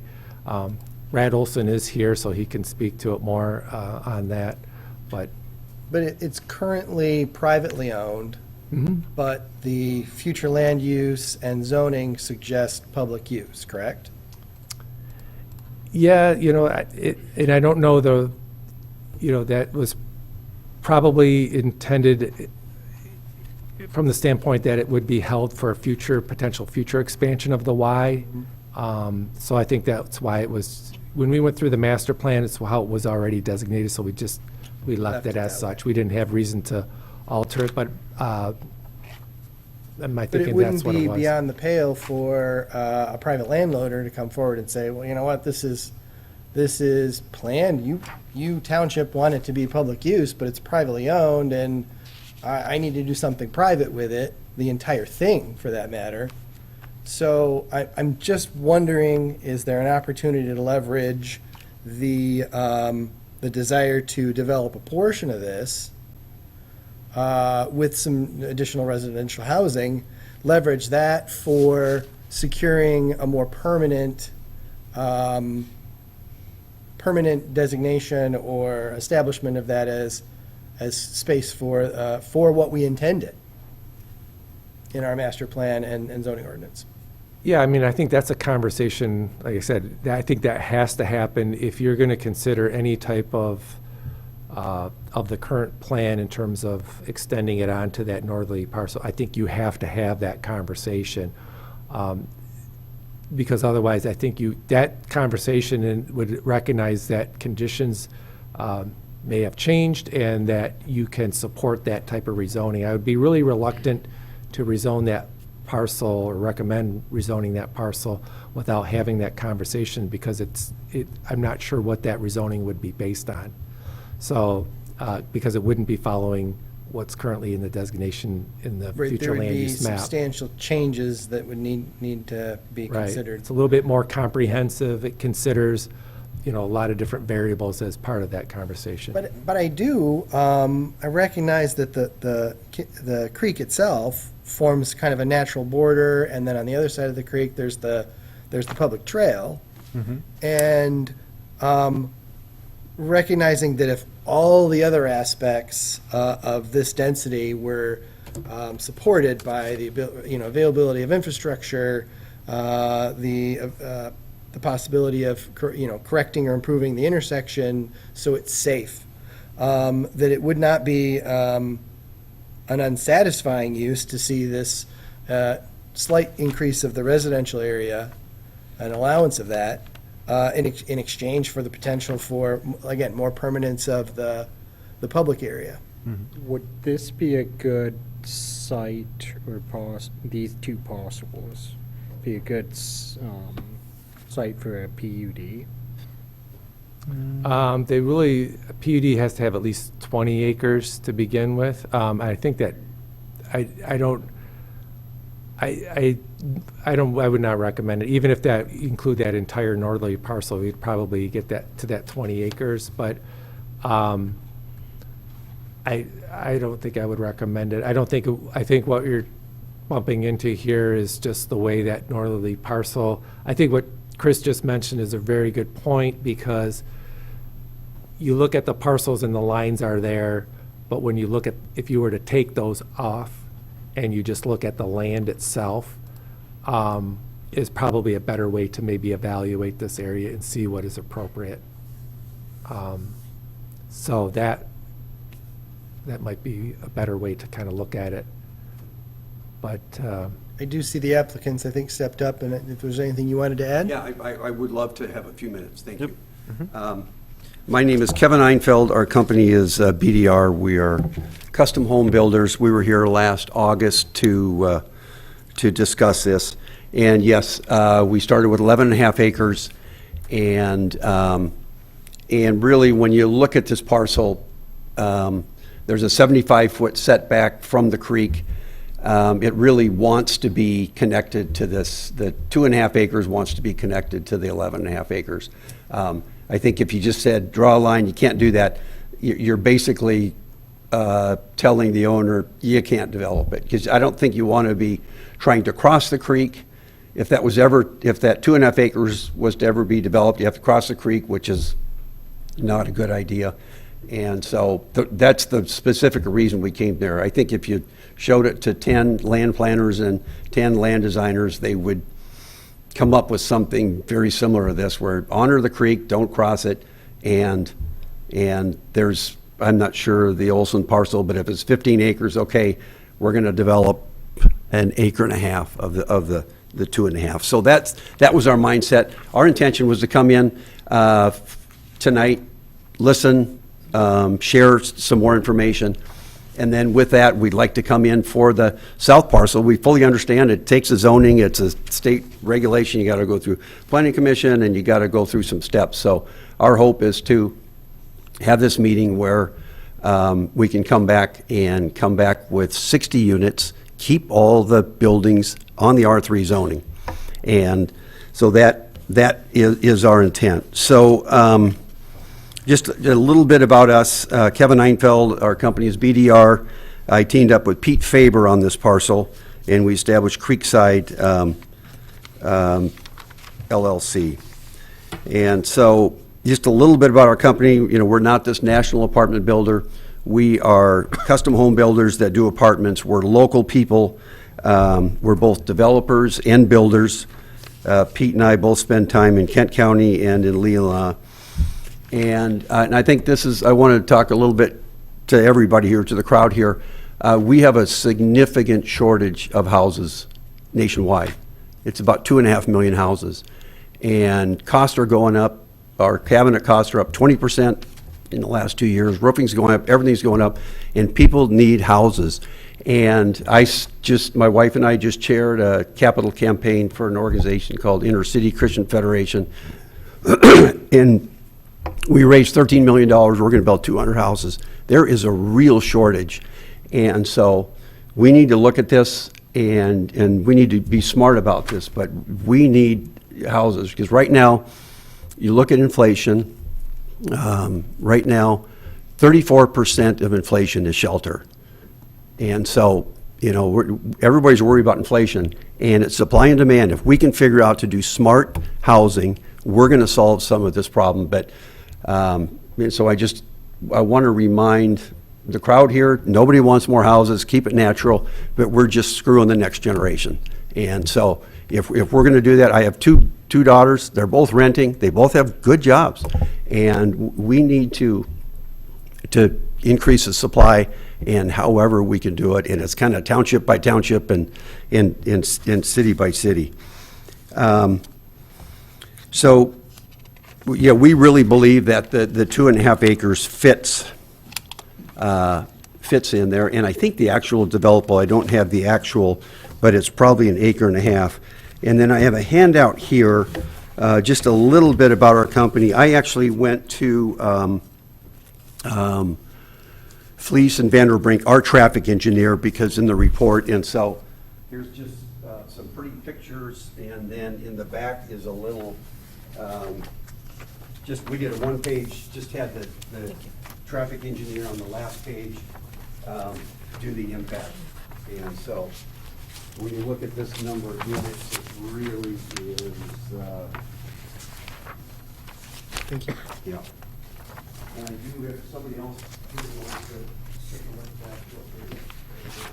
And the last page. So if you look at that, and I think I am not an expert in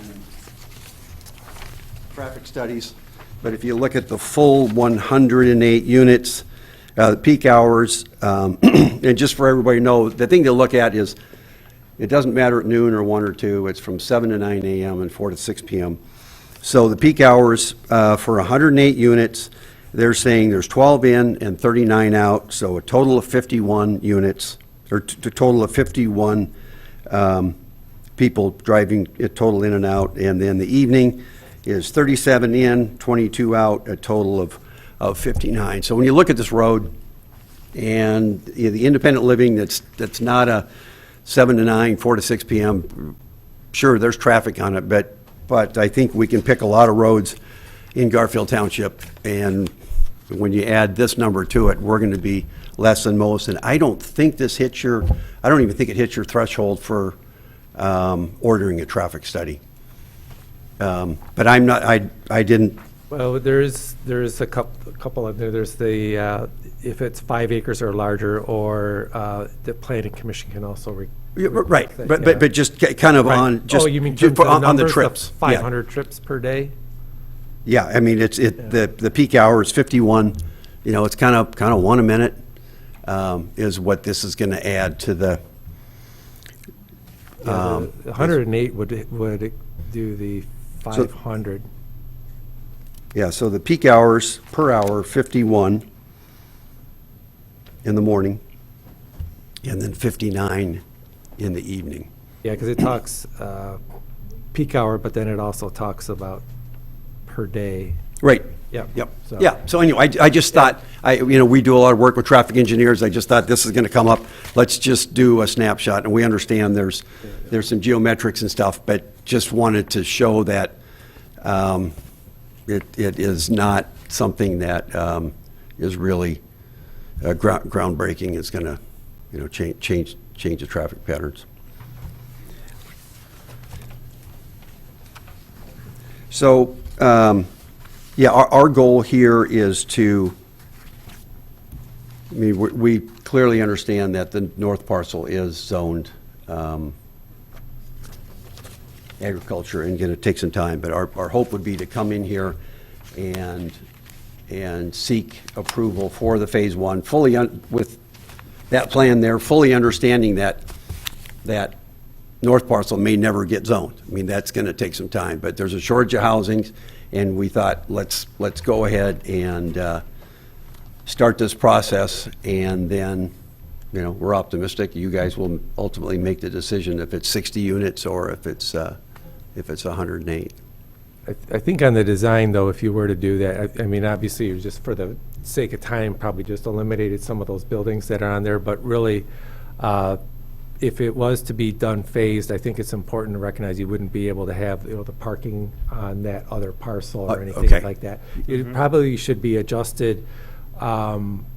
We always kind of look at when there are phased projects while Phase 1 might be developed, we don't know if Phase 2 will ever be developed. So we always try to make sure that it fits appropriately. And certainly, as it's presented there, that kind of the parking would have to be adjusted for Okay, that. yeah, our mindset was that the true zoning is off, but if I hear you correctly, you're saying, don't do any improvements on the agricultural property. Right, because really ultimately, that's a decision for the township board to make and everything like that. So it just doesn't, well, it's not to say it couldn't happen, we just don't know, at least at this level. Okay. What other questions do you have for us? Anything from John? Well, again, on traffic, I would want to see a pretty much full-blown traffic study on this one, not the one-pager is. Yeah, this tip is of the iceberg of what yeah. would need to get done. And a typical full-blown traffic study is going to need to show us levels of service at the intersection, how A, B, C, D, E, F. You remember all those designations, and for people coming in, coming out, Right. turning right, turning left. Yeah, they're going to do some counts And I and guess do we that. would need to know what is it now, then we can compare that with what it would projected to be if this were to get added. Those things aren't cheap, I don't think, those studies, but Nope, $25,000. we're going to need that. $25,000. And John, in my mind, that's going to be warranted whether this is a development that is just subject to the initial 22 acres, is that right, the base property? 11 and a half. 11 and a half acres, and whether it's just the 11 and a half or the 2 1/4 added in, either way, you need to do a traffic study. Right. And I guess another thing I'm interested in learning is about the equity and who's going to pay for what. If there's 2 private developments to the south that are currently paying 100% of the cost of maintaining that road, and there's going to be a substantial increase in the usage of the road, how does that all get worked out? It's not a township per se issue, but I'm sure it's got to get resolved. Yeah, and we would, from our standpoint and from a lender standpoint, we would have to, this thing's a hot mess, and it's never been figured out. So before we, and we would want to be good neighbors here and say, hey, we're using 10% of the road and you're using 90%, and we're going to make sure that this is equitable. Yeah. We have private road standards, require maintenance agreements, that type of thing. So that's not unusual to, you know, it would be a private road, even if there's that portion that's on the township property. It's going to be, it would be a private road with a maintenance agreement, sharing the cost of the pavement as well as, you know, snow removal, that type of thing.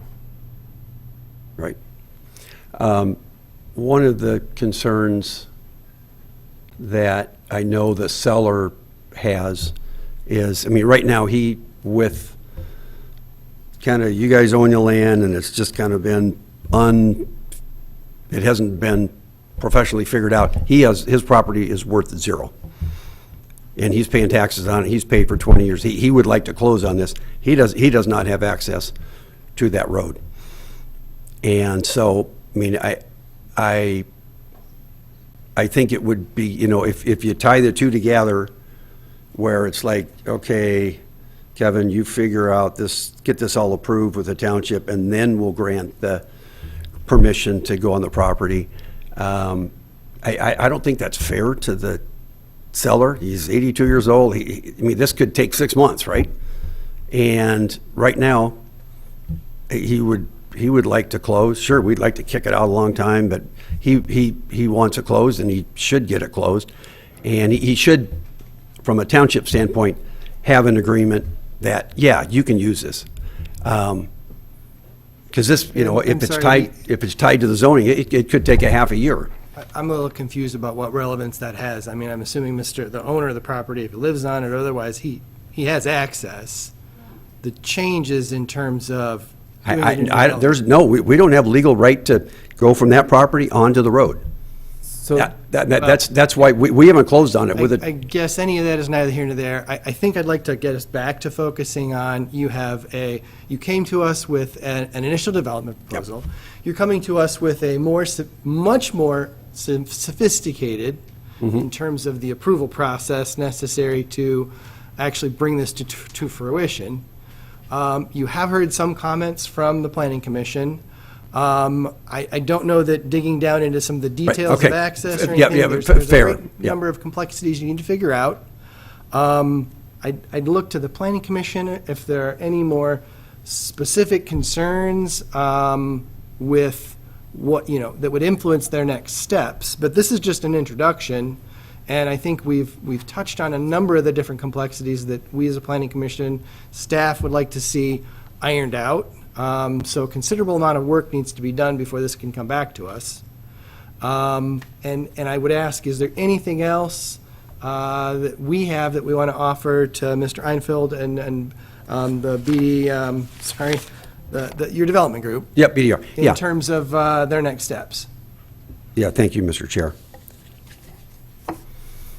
I'm not hearing anything from our commission. Oh. What would be the steps to have that property get access to that private road?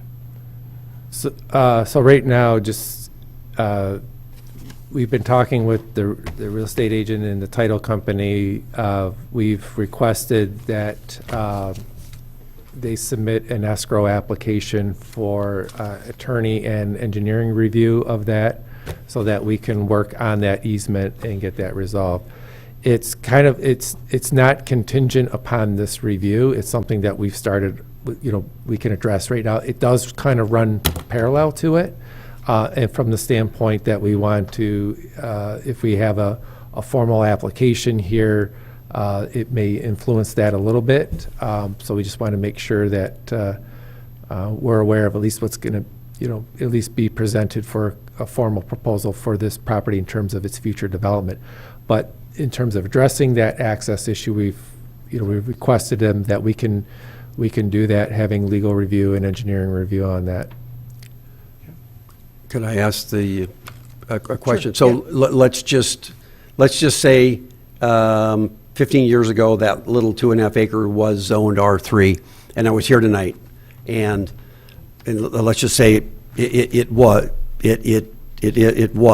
hypothetically. I mean, just the overall site plan. Is this? Do we like it, or are we going the right direction, or boy, we want more density or less density, or is this something that fits? Just completely understand it's zone agricultural, but just, help us as we, hire engineers and land planners and figure stuff out. Is this something, yeah, we can sink our teeth into this and serve the community with this housing, or is there, and assuming the traffic's good and just the general layout, we believe we've honored, the creeks. We have to be minimum of 75 feet away. We've had our wetlands consultant out.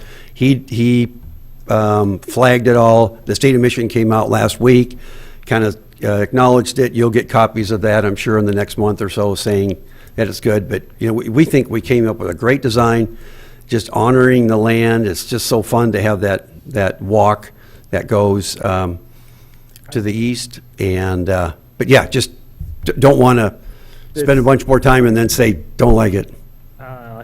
I like the layout. I think it works with the plan. I think you're going to have a challenge with converting that section of the north property into an R3 zone. Okay, yeah. But just the general density and layout, kind of what you're seeing there is... And just so you know that you wouldn't have to rezone the whole parcel. Yeah, but there's still steps to Correct. Yeah, absolutely. separate it out in more than one parcel. Bob, Molly, any thoughts? Thank you for putting me on the spot. I have the traffic concern. I have the egress concern. I mean, in a perfect world, if there was good ingress and egress, if you could work out a deal with the other people that use the road and maintenance of the road and all that, I don't think you'll have a problem with the township granting you access onto the piece that the township has. As far as rezoning on the piece to the north, I think you're right that probably everybody was thinking about, well, the YMCA is probably going to expand and move down there and do that. I don't know. It's an ag zoning. Could they even do that without a change? It's under ag. Yeah, where they're at right now is ag zoning. So they could just continue on. Yeah, it's down. been classified as, I believe, an institutional use. I could be wrong. And it's a lot of land, and I think here's the expert. Yeah. And we just reviewed the amendment to their special use permit in the last couple months ago. Yeah, there was By special use. There is a special use. Yeah. Correct. Mm-hmm. I'm by far no expert on anything. History tells me that we gave the YMCA a very substantial good price on the piece of property with the opportunity to expand. And I've been in touch with the Y, and with their expansion, what they're doing now and stuff, they just don't see it going to happen. I already talked to Andy fully through that. The natural layout with the creek, that little 2 acres that they're looking at, if we were ever to develop it, and it sounds like the way you guys are talking, that we might not even be able to develop it, which we've always intended to. But with the conceptual of working with you guys, which we always have, I mean, Half Kids Creek, I think we, down through there, that lower elevations, we basically gave to the township. And I've already talked with John a little bit about maybe possibly doing something in that whole creek area in those easements, make sure that stays within Garfield Township for future, access for everybody in the public. But back to that, just that 2 acres, if you look at the big picture and stuff and what they're doing in the best possible use for a piece of little acreage, nobody wants to touch. There's nothing there to develop. me as a landowner, because you're jumping over a creek and stuff like that. That's where we came to fruition with them. That being said, I still think there's plenty of opportunity for talk with these guys. We talked about even walking it and walked through that, but as far as the 2 acres,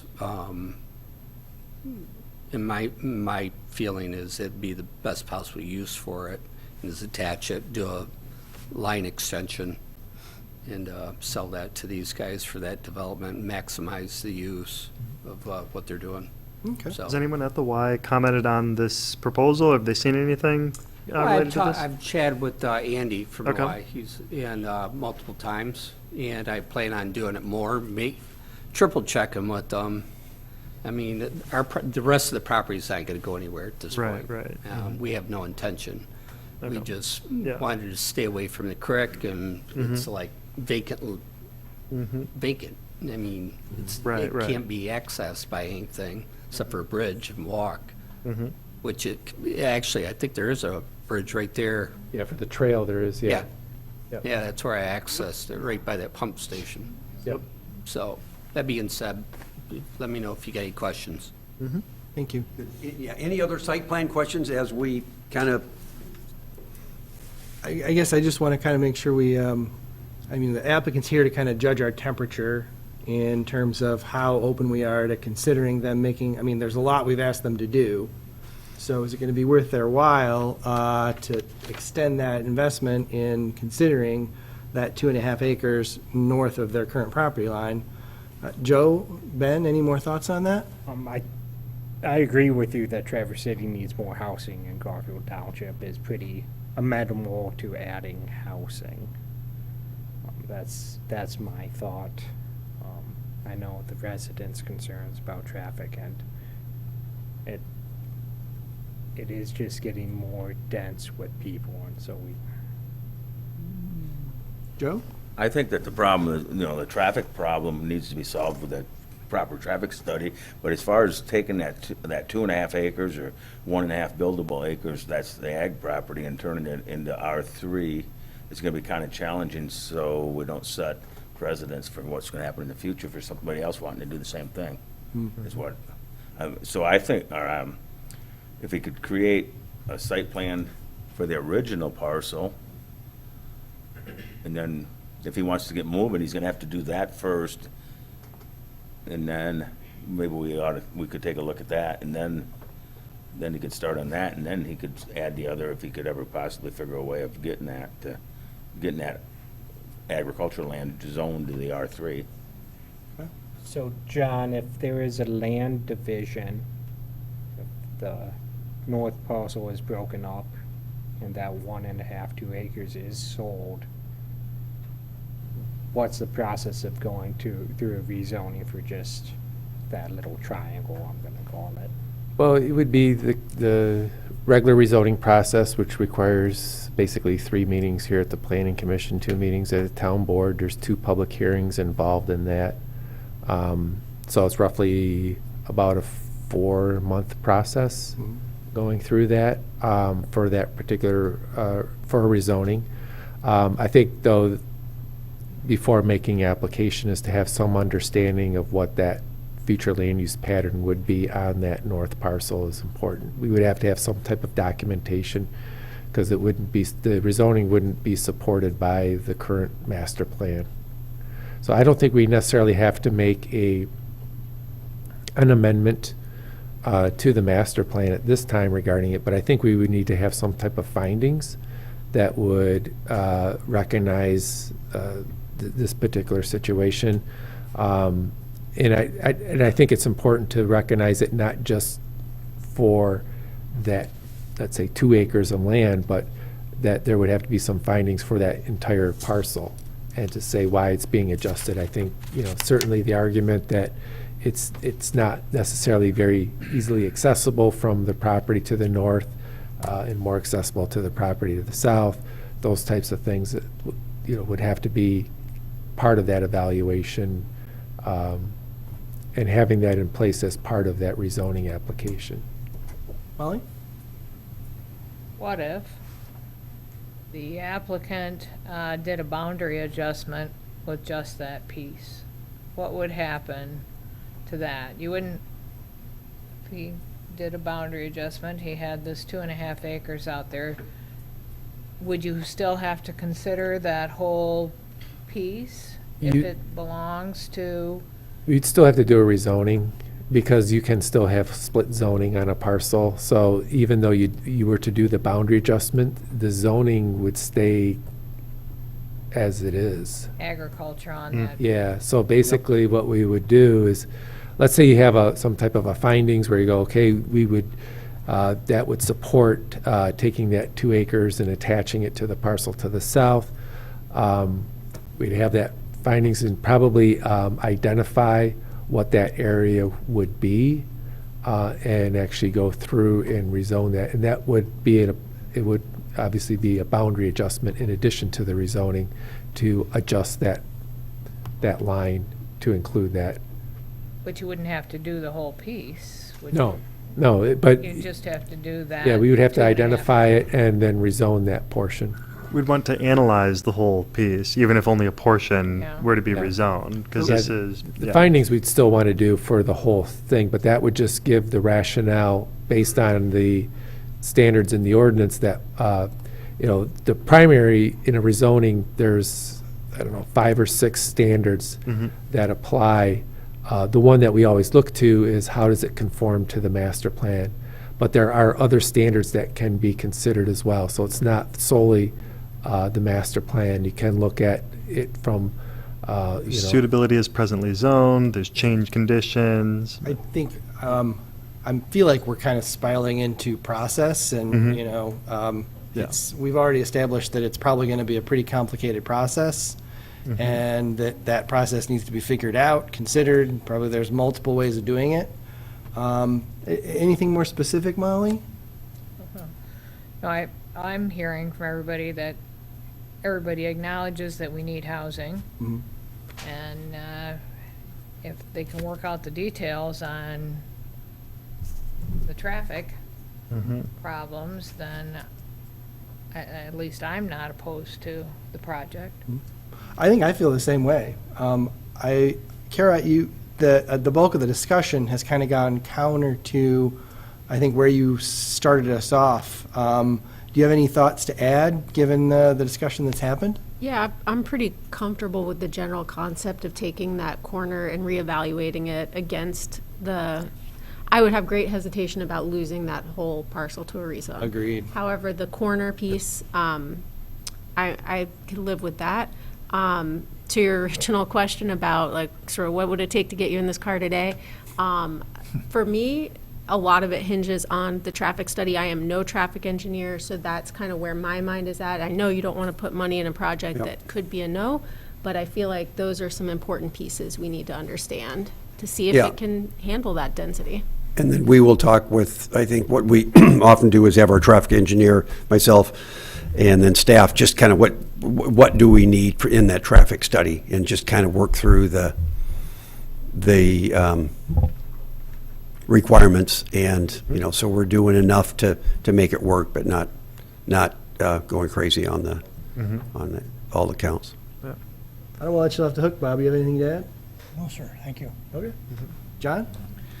Yeah, I guess would be happy to go on the record as being supportive of housing in the township, just like everybody. The question is, does this project fit on that piece of land?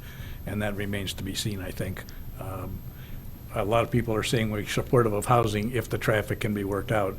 That's going to be huge, I think, is the traffic situation. I think we're about 7 for 7 on traffic from Yeah, the commission.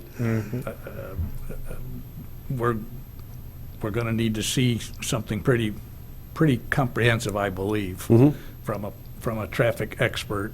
And we may or may not need to take the time to have our own traffic expert review your traffic expert's stuff, because anybody can find an expert that says what they want. So we sometimes buy it, and sometimes we need to kind of look at it ourselves. We've had peer reviews of traffic studies. Yeah, and in terms of density, I'm not apoplectic about it, but I don't want you to think that everybody's fine with the density.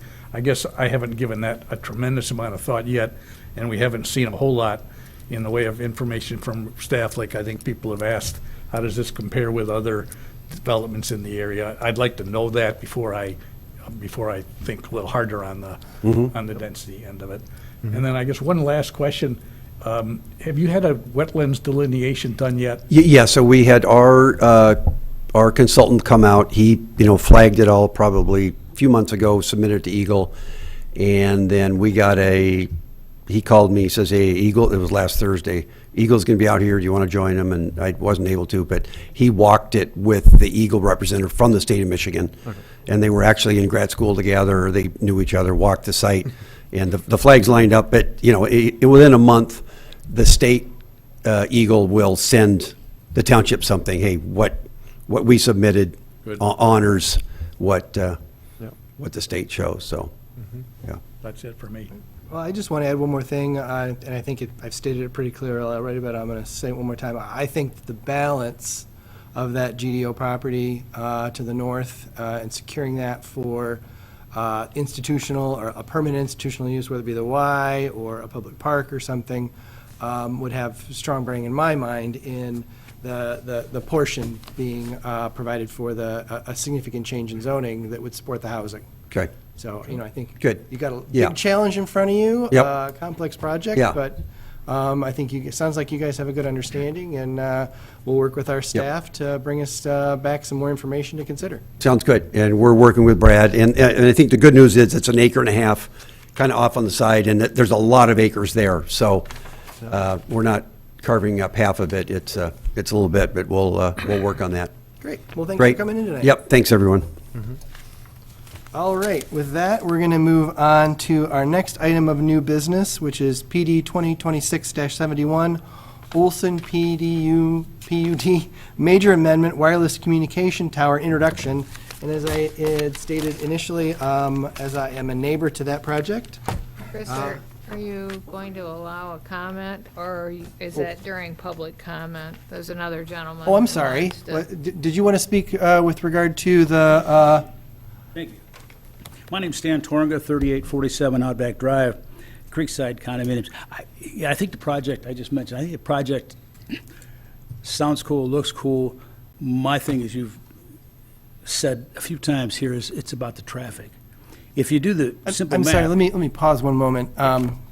It is a formality, but again, in reviewing the bylaws, the commissioner can allow somebody to make public comment when there is no public, the chair can allow someone. So, and I understand, since you were standing, I immediately allowed you to step up because I thought you were part of the development group, but you're actually a private resident. So Right. I'd love to hear your comments, but as a formality, I'm just going to say that I will open it up to your public comment, and we'll open it up to anybody else who wants to step up and make a public comment at this point. But in general, this is not an item on our agenda for public comment. That public comment occurs at the beginning and at the end of the meeting. But please, go ahead, unless there's any commissioner, because it also says that you can object or...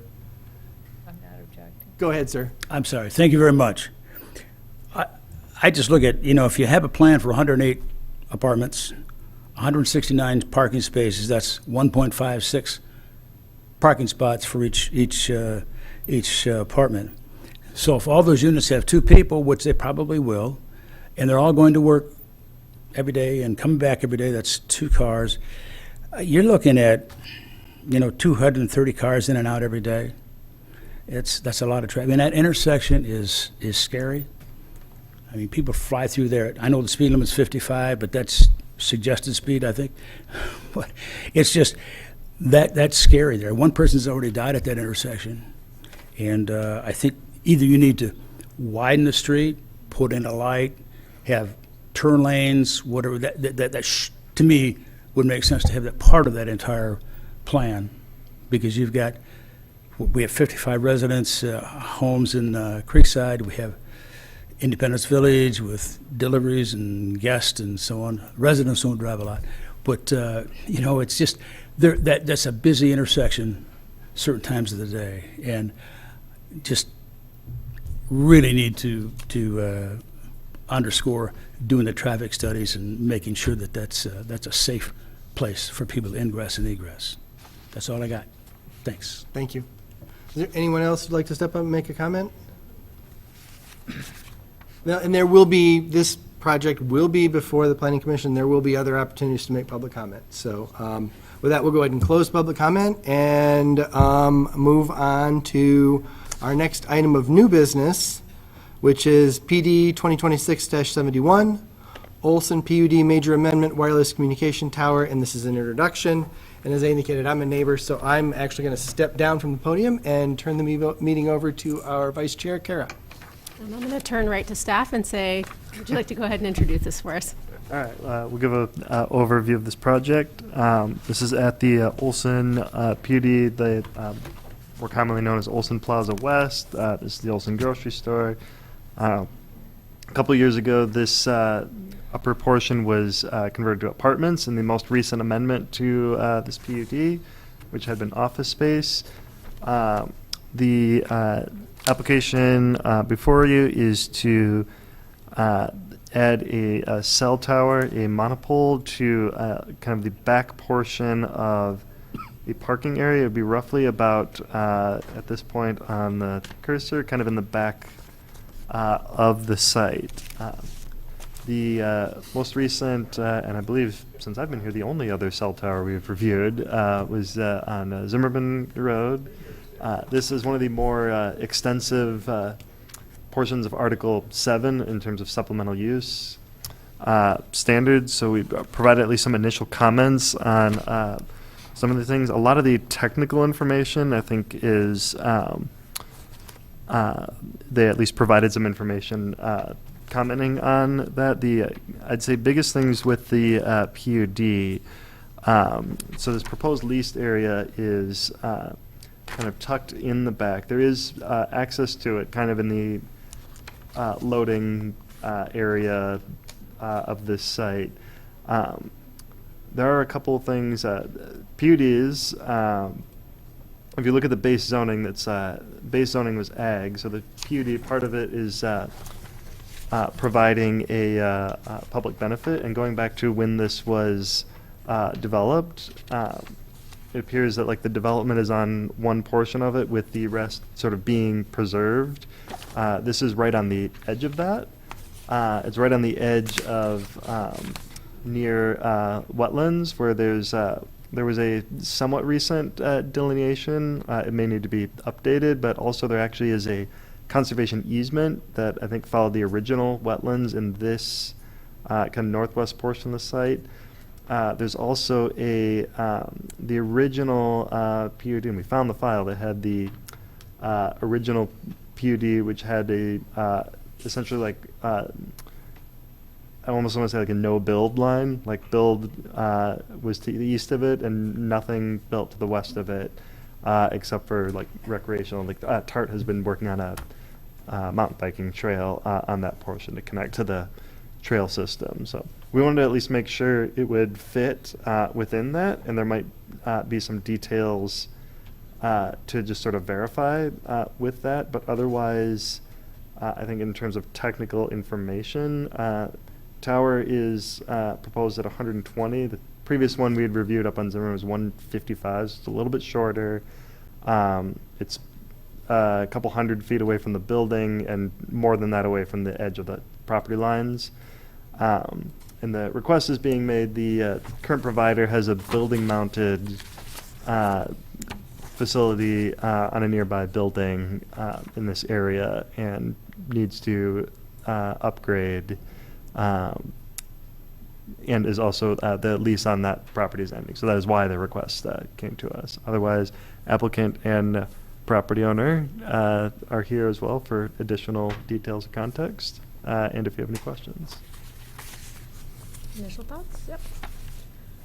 Is it going to be required to be lit? Says they'll light it if they have to, but we need to find that out if it's going to be flashing. We got residential around there. Yeah, it would be, I remember in the last one we had actually a comment from, or like an actual submitted document from FAA. There was like no hazard to air navigation. Something similar would seemingly be appropriate in this case. So at least none have been proposed. This might actually be a good question for the applicant, though. Okay, while you're walking up, I have another question too, and that's for our group here. Don't we have some restrictions on, if we're going to put in one on Zimmerman Road, we're about a mile as the crow flies Co-location over requirement? to the next one? How close? It's a good question. We can look that up real quick. I'll look that up while Yeah. you guys are talking All right, lights. perfect. With the first question, and if you want to introduce yourself. Yes, hello, good evening to the Planning Commission. My name is Aaron Sitole here this evening representing Atlas Tower. We are based at the address 4041 Hanover Avenue in Boulder, Colorado.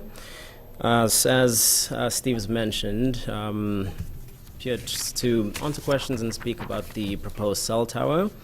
So with regards to the first question about lighting, this proposed facility will not have the need for any lighting. We have an FAA determination that we did submit, and what we did receive back was a determination of no hazard to air navigation. And basically that document states that since the height does not cross the threshold for what would be a hazard to air navigation, there isn't a need to put any lighting whatsoever on the tower. All right.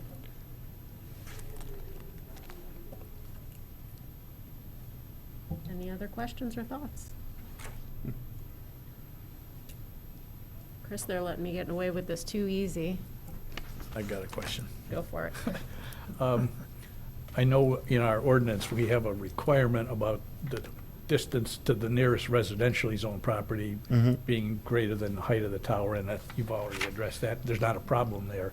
Right. And I know we don't have a requirement with respect to proximity to something that's not residentially zoned. But we are talking about right next to a grocery store that's gonna have people buy it.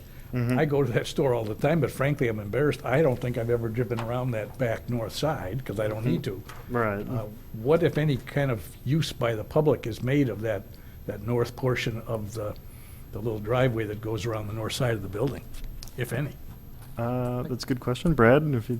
We get a couple of walkers from, I guess it'd be the north, or up Cedar Run. There's a couple houses. I've seen people walk through there. There's been a few vagrants I've kicked out of there over the years. In some, Is this mostly your loading zone kind of back yeah, here? it's tucked in the corner. You know,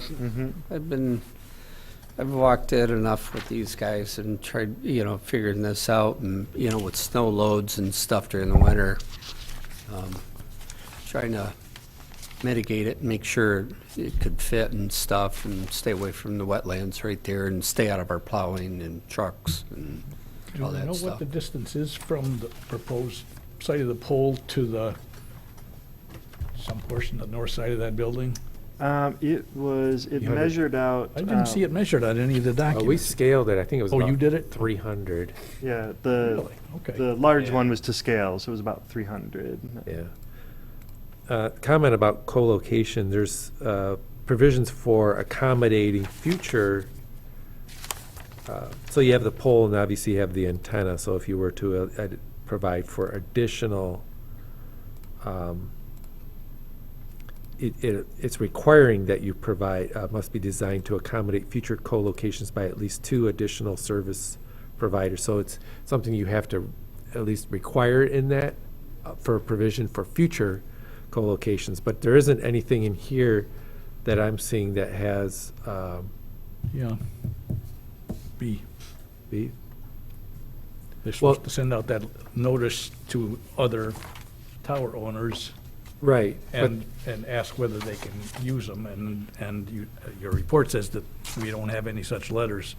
right. And I don't know what the, quote, geographic search area, unquote, is. How close do these other towers have to be before this kind of letter is supposed to go out? I don't know the answer. That's what I'm to it. saying, there's no dimensional requirement in terms of proximity to other towers. So it's almost like there's an evaluation that has to So we could occur. run one every 100 feet, and it wouldn't be against anything we have, if we wanted to.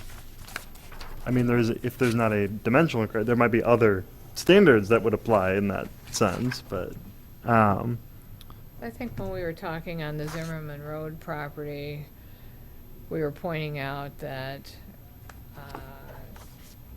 here's one over here, maybe it's too close. mhm, Here's another one over here, maybe it's too close, mhm.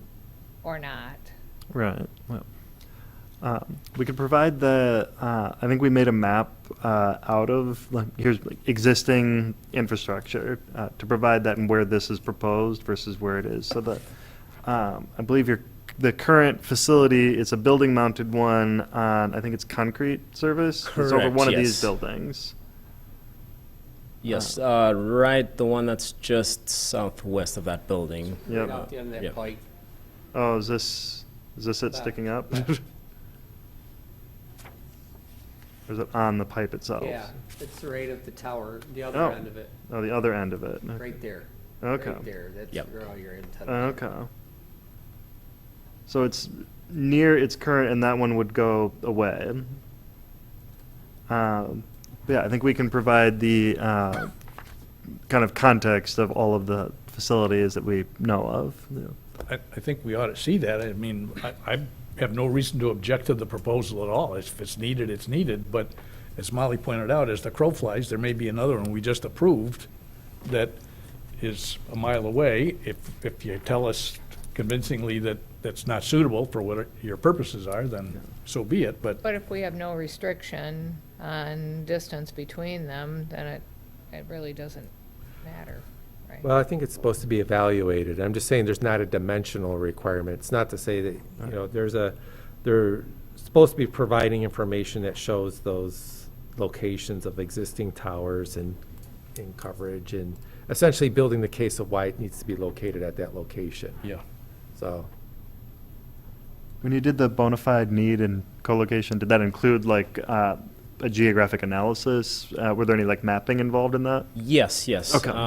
Unfortunately, the final version of that I did receive after the information that I did provide, which you have prepared for the packets for the Okay. Planning Commission. So that actually got to me late yesterday. Okay. No. So I do have those maps, Okay. which basically show from that concrete facility where AT&T's antennas are currently.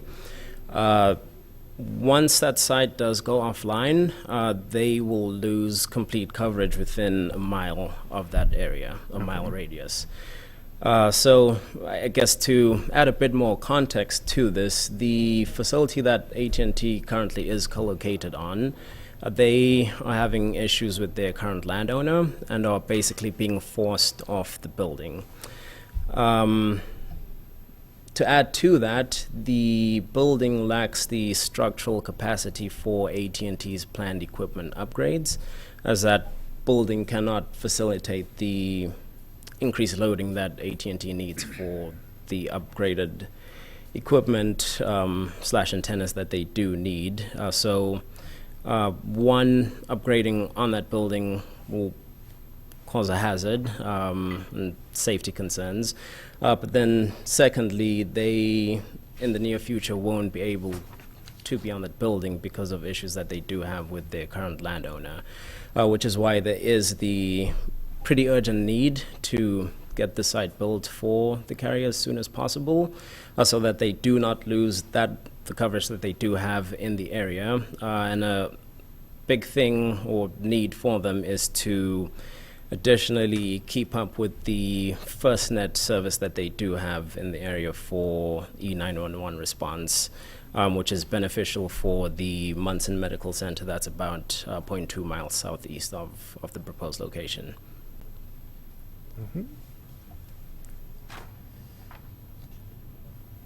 My only question was to the fencing around it. Does the township have any objection against barbed wire? I think actually that that portion of Article 7, the supplemental use, does talk about barbed wire being fence must be constructed in accordance with 515 fences walls of this ordinance, except that barbed wire construction may be allowed at the discretion of the applicant. That is specifically in supplemental standards for the wireless communication facility.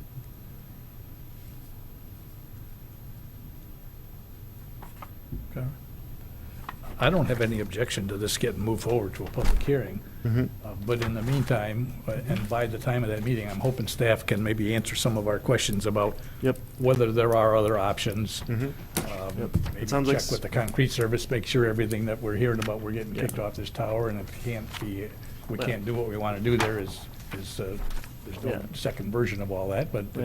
So it sounds like it sounds like you just got some of the supplemental material for that bona fide municipal. So I Correct, think that would be Yeah, helpful, and we can get our map that we had and add this proposed location to it, and then also the FAA one as well. Right, yeah. I think would be good, both of those. Sorry, I was making a note here. Matt from. So when we talked about the one on Zimmerman Road, the thought come up about the water tower and stuff that was on Heritage Estates, and is there any thought about Munson having it on their building, since they're right there and it's so high?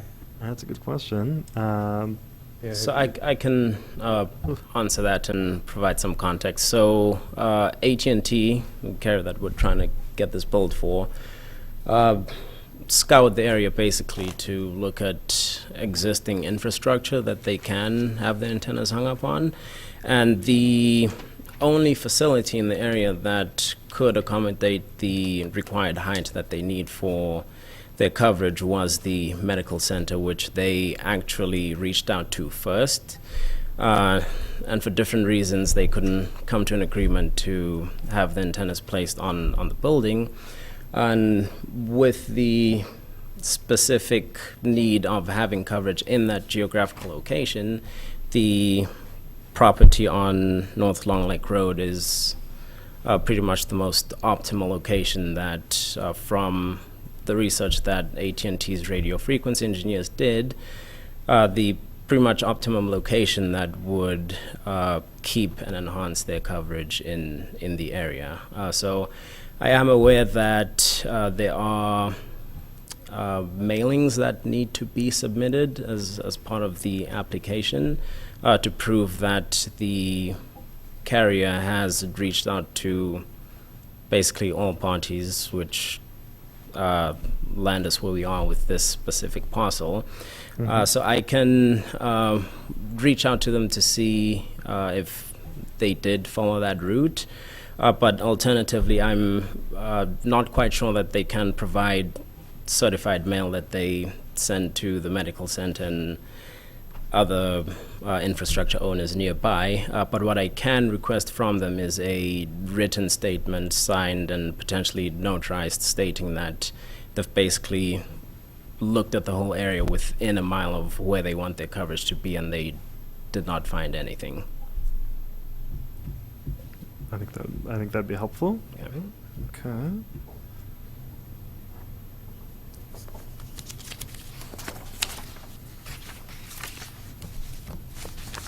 You want a motion? I see some page turning happening. No, I was looking for the motion. I thought. Oh. So if you got it, go ahead.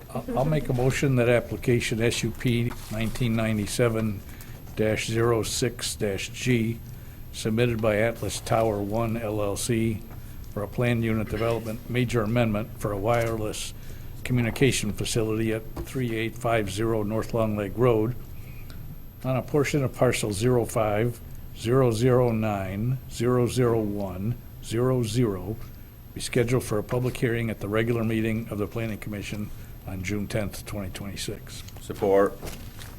Motion and support. All in favor? Aye. Any opposed? Motion carries. Thank you. Thank you. John, or any of you guys, if you want to drive through back there, my office is right there. I can walk you out and show you all that. Next time I'm shopping, I'll walk around. There you go. Okay, thanks. All right. Thank you. Yeah, we can do that. Molly wants to go easy on you, and we'll dismiss you guys. So come on up and get your signatures. It's not 11 o'clock Yeah, yet. come on, we can get to Not 11. even 10, It's only an hour and a half. Gotta go home to bed. No. Yep. No problem. They're approaching Anybody curfew. can sign one for you. They can go home, how come I can't go? Well, Bob, you're Want me? stuck. What's wrong with Down it? here. Yep. Where do you want me? It's the 13th. Here.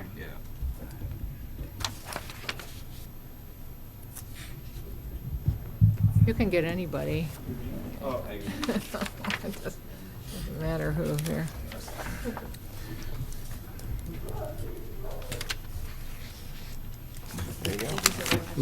Good evening. Thank you. Yeah, Everybody all set? thanks for coming.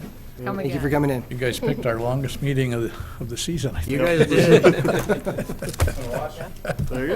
Good. Good night. First hockey game. All right. The second one already. Right. Well, we have one more agenda item of new business, PD 2026.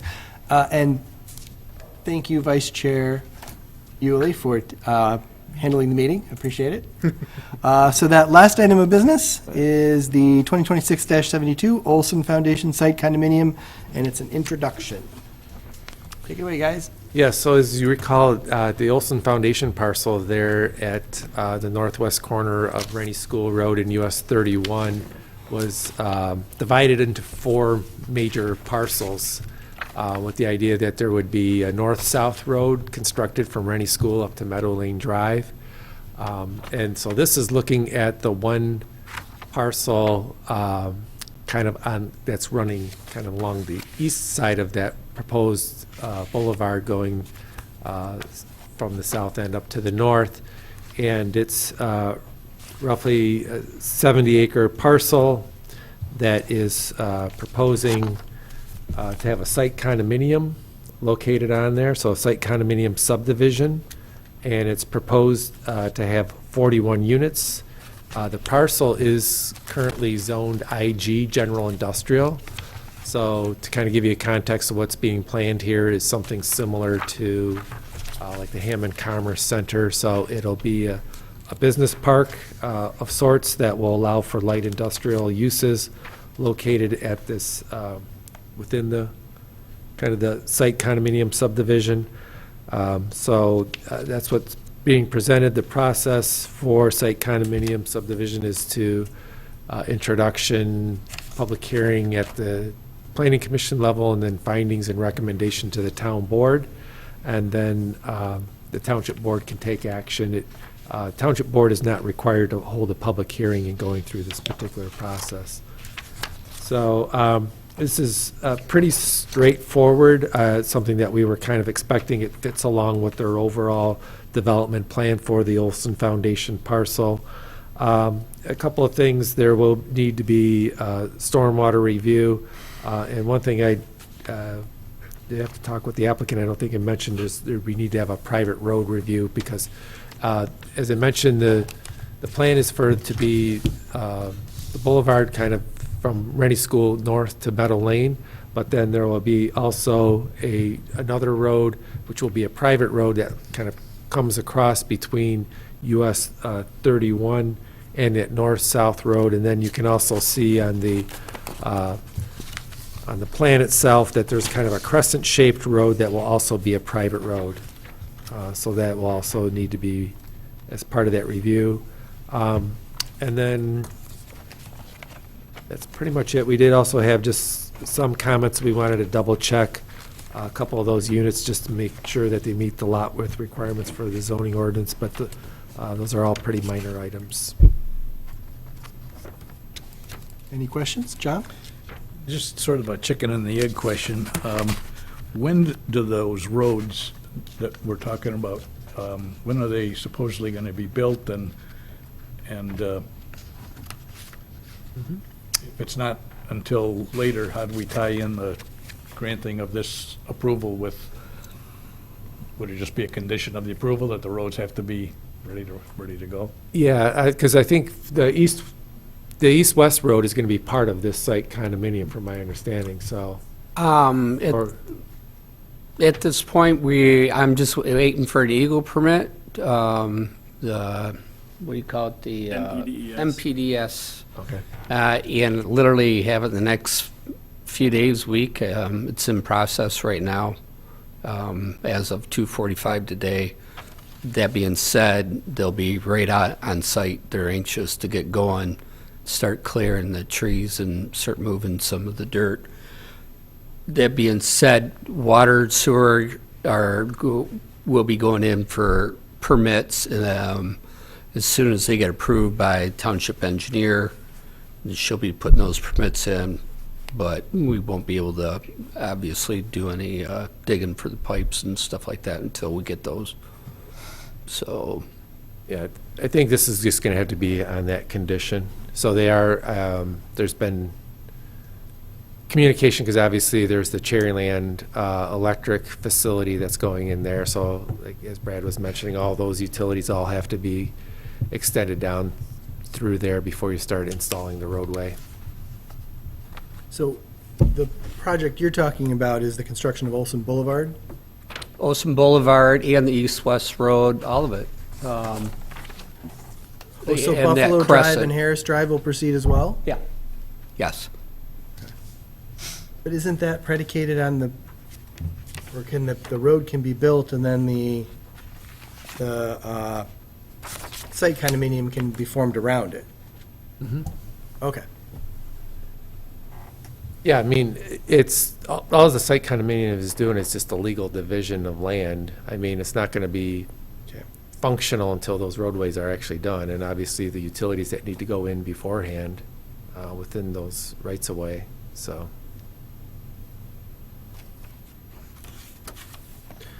Any other questions from anyone? Fortunately, you guys are coming late in the meeting, and you're likely to get more questions next meeting, probably, because we're all a little tired. But we have seen this before, so, you know, it looks pretty much like what we looked at when you brought in your prior approval requests, so. I'll make the motion that application SPR 2026-08 submitted by William Crane on behalf of the Olson Foundation for a site condominium for the Olson Foundation Development, parcel 05-032-001-09, be scheduled for a public hearing for the July 10th, or June 10th, 2026 regular meeting of the Planning Commission. Support. Motion by Robertson, support by Augustinelli. Is there any further discussion? Hearing none, all those in favor signify by saying aye. Aye. Any opposed, nay? Motion passes. Thank you. Thanks, guys. Thank you. Thank you. All right, we have come to the end of our new business, and we have our next opportunity for public comment, but I think at this point, most of our public is gone, unless anybody wants to Wanna get up and step talk? up. All right, public comments open and closed. Do we have any other business to discuss? Not this time. All right, seems like the next agenda pretty much got arrived at no, I'm sorry. Study session first. Study session is next. Yep. Yeah, What we do got. we anticipate? We have some, we'll do a recap. Both Steve and I were at the National Planning Conference last month down in Detroit. And then we'll be talking about the next set of zoning ordinance amendments. What? I thought we were done. Well, these are the ones, Never these over. are the ones that we feel need more discussion and study, such as I won't say it, it starts at the D and ends in an R, and you can kind of fill in, I'm not going to say it, but no, data centers. And we'll talk about, we also had a request regarding childcare center being the ability to operate through the night. So like kind of a 24/7 childcare center for third shift workers. So, and I can't forget, there was also, I think, on that zoning ordinance amendments, there was zoning board of appeals discussion that we needed some clarification on. Mentions of stormwater, now that we adopted an updated stormwater ordinance to kind of rectify those two. Like I said, we could do zoning ordinance amendments all day long if you Sounds really like wanted we to. got Yeah. plenty to talk about at our next meeting. Yep. Bob, you got a motion for anything? I think it's time that we adjourn. All right, we're adjourned. Thanks, everybody. Thank you. We're still trying to get